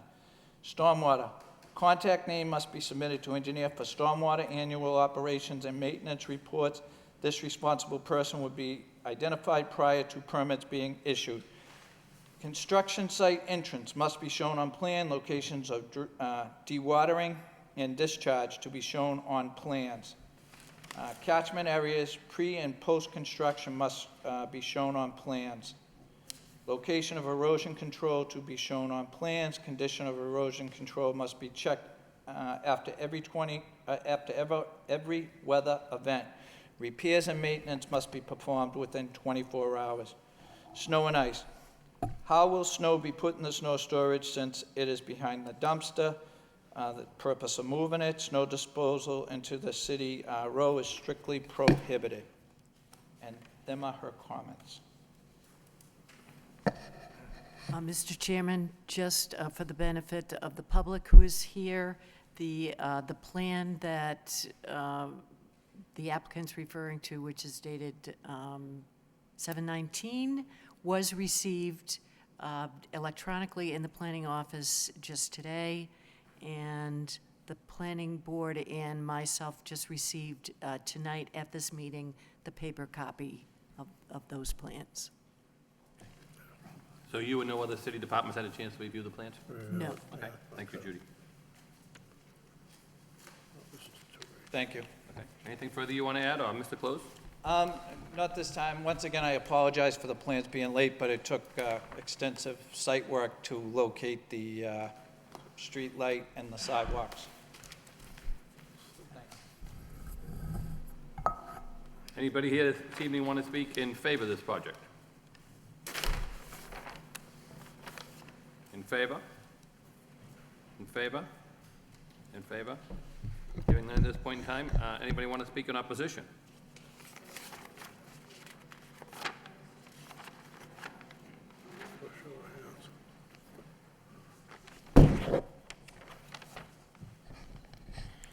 My name is John Hamblett.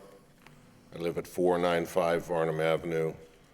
I'm co-chair of the Pawtuckettville Citizens Council and speaking on behalf of the PCC. It's difficult to know where to start. We ended the last discussion with the conclusion that it was just too big for this parcel, and that was a 65 by 70 foot building. This is 76, I'm sorry, that was a 76 by 80 foot building. This is 65 by 70 and is still way too large for this site. Some technical questions and some general questions. The snow removal is to be accessed by rolling the dumpsters out. But I believe that there are laws requiring fencing around the dumpsters. And if there are 2 dumpsters with fences around them, none of that area will be accessible. There are going to be 4 condos, approximately 1,800 square feet each. I'm assuming then that this is a 3-story building, but we have no idea because there's no reference to the condos. We have no idea what the building is going to look like.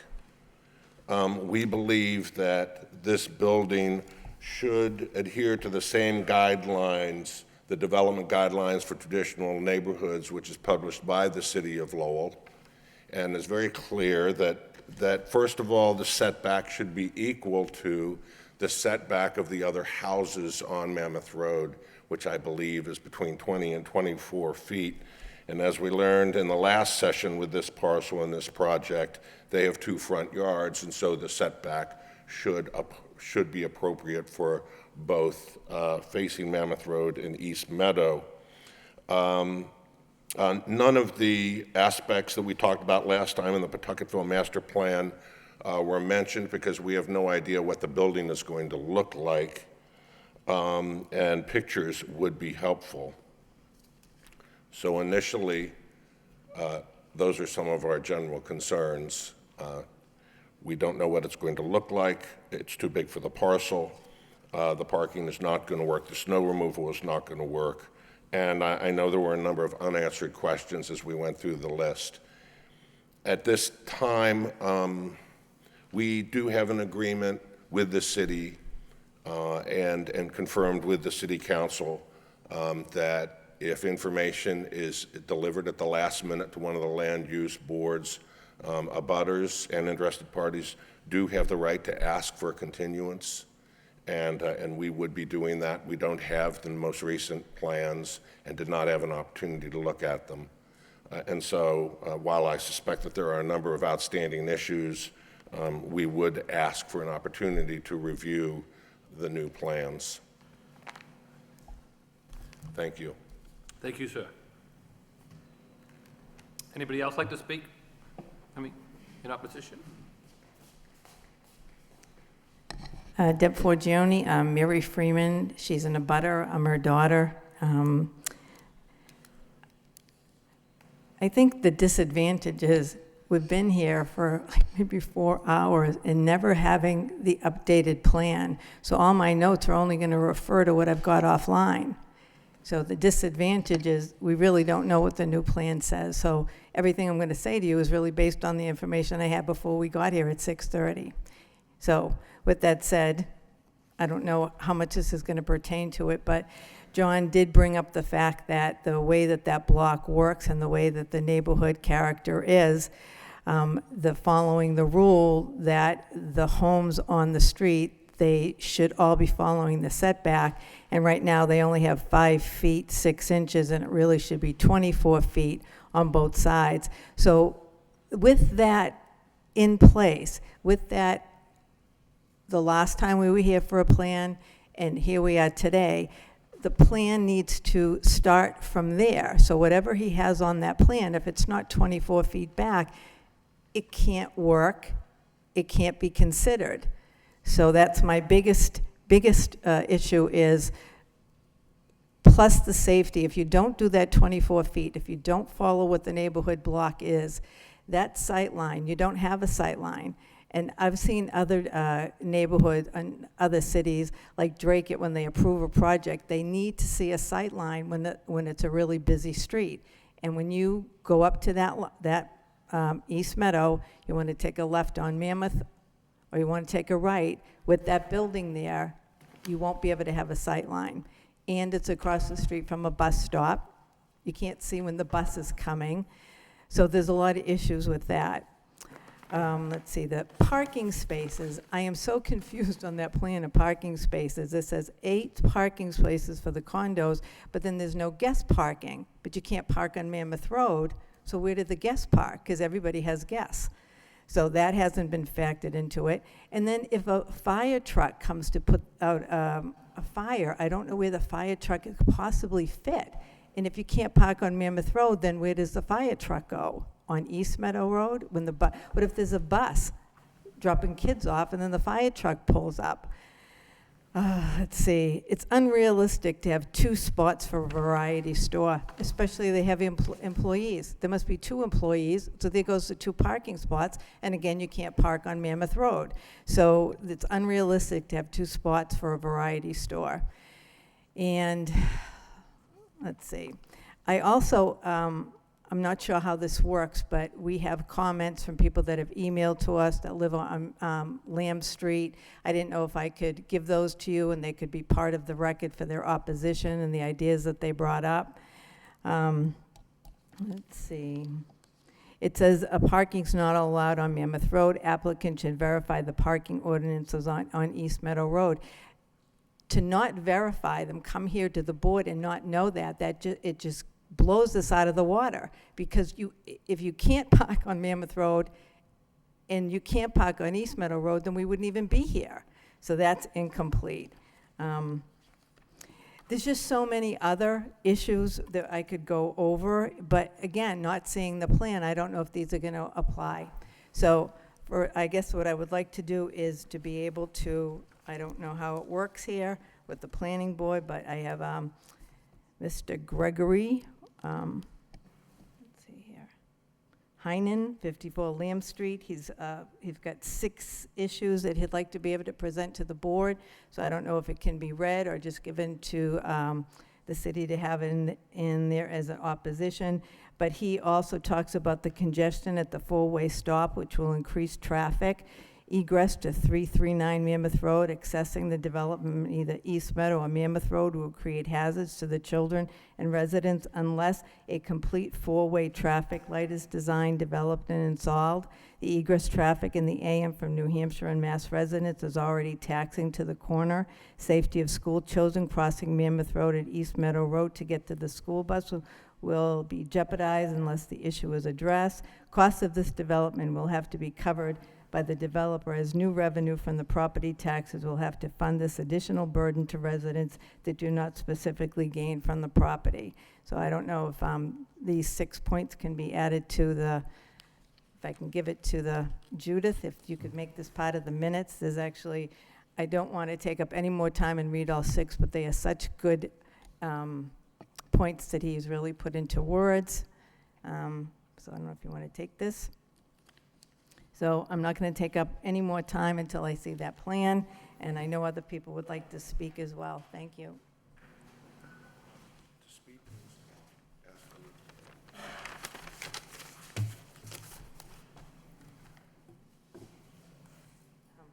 I guess what he wanted to know is, everyone sitting here, if you just wanted to know before we started to go one by one, how many of us here want to speak and how many are opposed? Thanks. Thank you.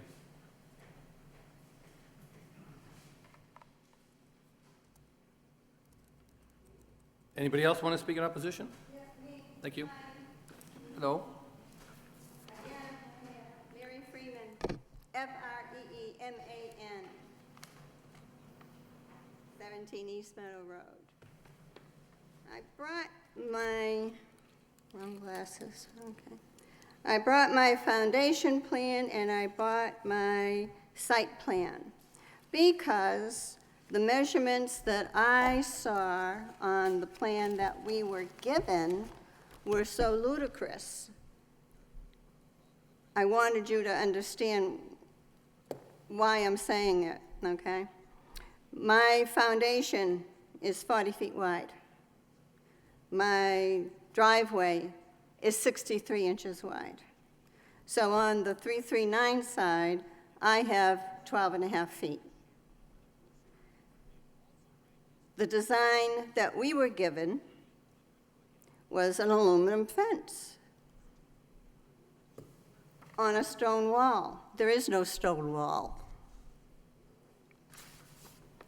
The aluminum fence was on my walkway, 6.5 feet into my property. There's a slope in the back. I brought a picture if you need to see it. But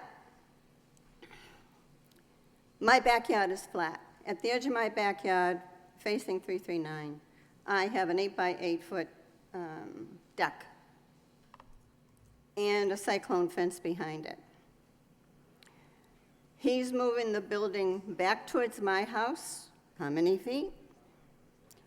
So where is his driveway going to be?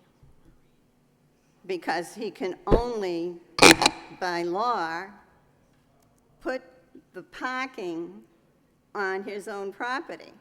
He can't come up to my property. But if he's going to dig this slope so it's flat and it's straight, that's going to damage me. Because those trees, I don't know if you can see them or not, but those trees hold that dirt back. If he removes those trees, the way our neighborhood is my neighbor on the right, her land is higher than mine, my land is higher than 339. Nature, everything runs downhill. With these trees all gone, the integrity of my yard, my dirt, won't be there anymore. I'll lose my deck, I'll lose my yard. And this is such a dangerous, dangerous intersection. Just on the 16th of last month, and it'll be it's a police report. The son-in-law of my neighbor next door was pulling into the driveway. He got hit by someone running really fast around the corner from Mammoth Road, hit his back quarter and his back fender, totaled the car. Thank God he wasn't hurt. That's right near this driveway that they're talking about, that now is going to be a lot smaller. 3 days ago, there was a crash at the driveway, which somebody else here can tell you about. They saw it. I didn't. So now, my question too is, moving the building back, the sight line is even going to be worse. Cars trying to get to Mammoth Road and take a left, going to be a problem. Worst problem would be people going north on Mammoth Road to take a right on East Meadow. That's the bus route as well. We have a bus that comes down East Meadow, takes a left, goes south on Mammoth. The other bus comes up Mammoth, takes a right on East Meadow, every 30 minutes. And the people stand in my driveway to get the buses, because standing anywhere else is kind of dangerous, which is fine, because I have a very wide driveway. We have, when it's reported to the police, and a lot of accidents that happen at that intersection are not reported to police. In the last 2 years, 7 accidents, 2 with severe injuries, and a fatality. We've had other fatalities, not exactly at that corner, but just below it, and so on and so forth. But a lot of these accidents are not reported. I know the one that happened 3 days ago wasn't reported. It's too dangerous. And the other thing is, it seems to me that this building that they're talking about building is kind of a replica of the one that the Pawtucket Diner is in. Now, I bought my house 30 years ago. That Pawtucket Diner was already built when I moved there. And I kind of think that the rules have changed in 30 years. So I don't think you can do a replica. And as far as condo, condo means ownership. Is it commercial?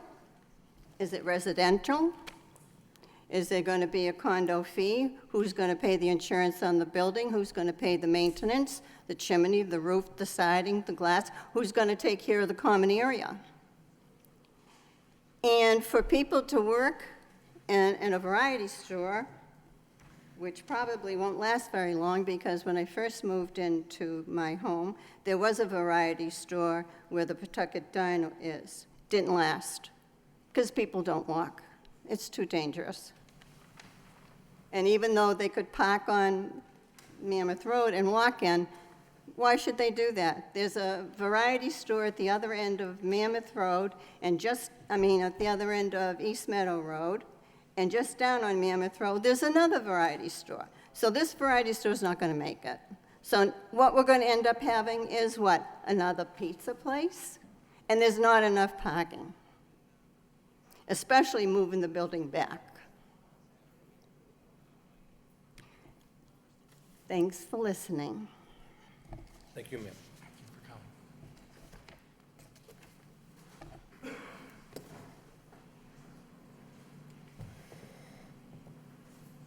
Good evening, gentlemen.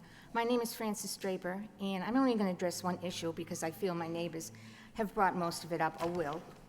The fact is, I am directly across from a property, and I have a picture too. His driveway that he is proposing is directly in line with mine, and I am the other woman that had the accident this week. I had a friend come over, and in backing out, at the same time, we had a car coming out of the other driveway, out of his property, and smash. Now, when I first moved there 15 years ago, I was only living there a few months. When I was sideswiped, I see accidents constantly. I see them running through the intersection. They don't look at the lights. And that's what happened to me when I first moved there. I had someone hit me, went right through. So that is my concern, is safety. The buses stop there, the kids come off on the sidewalk next to me. People wait at the corner on my side for the buses. I see the kids crossing every morning. There are bicycles constantly, but the issue with me is the safety. When he has trucks delivering merchandise coming out, the trash, the pickup, it's one entrance. And it's not big enough for this type of vehicle, so they're going to be pushing and backing into my driveway. And I have children that are there, and I'm very concerned. That's all I have to say at this time, and thank you for your time. Thank you, ma'am.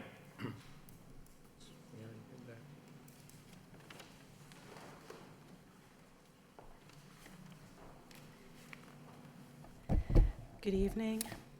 My name is Gail Frace. And to some extent, I'm going to echo some of what my neighbors have said, that I'm very concerned about the setback. And I'm also a little surprised that it's still an issue. When we were here before, this body before, we mentioned concerns about the setback.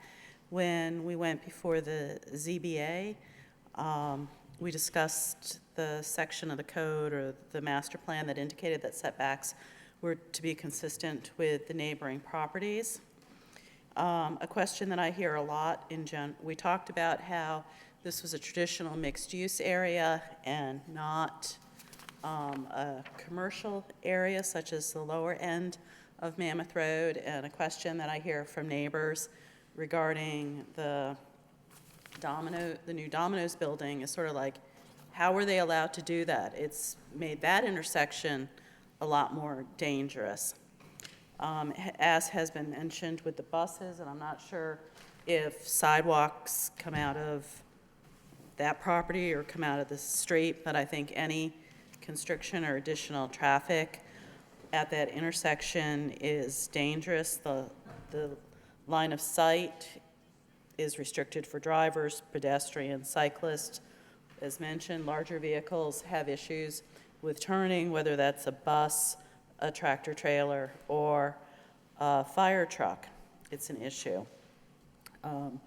One of my concerns is with the variety store, or if it turns into a pizza parlor, is a business that has a quick turnaround, because I'm concerned about that bringing additional traffic, that if people are, heading south on Mammoth Road and then turn onto East Meadow to pull into the parking lot, do their business, and then go back out if they're not there for very long, that just, suddenly instead of one car becomes, in essence, two cars because it goes through the intersection twice, adding to congestion, pollution, and general frustration. One of the things that was discussed with the ZBA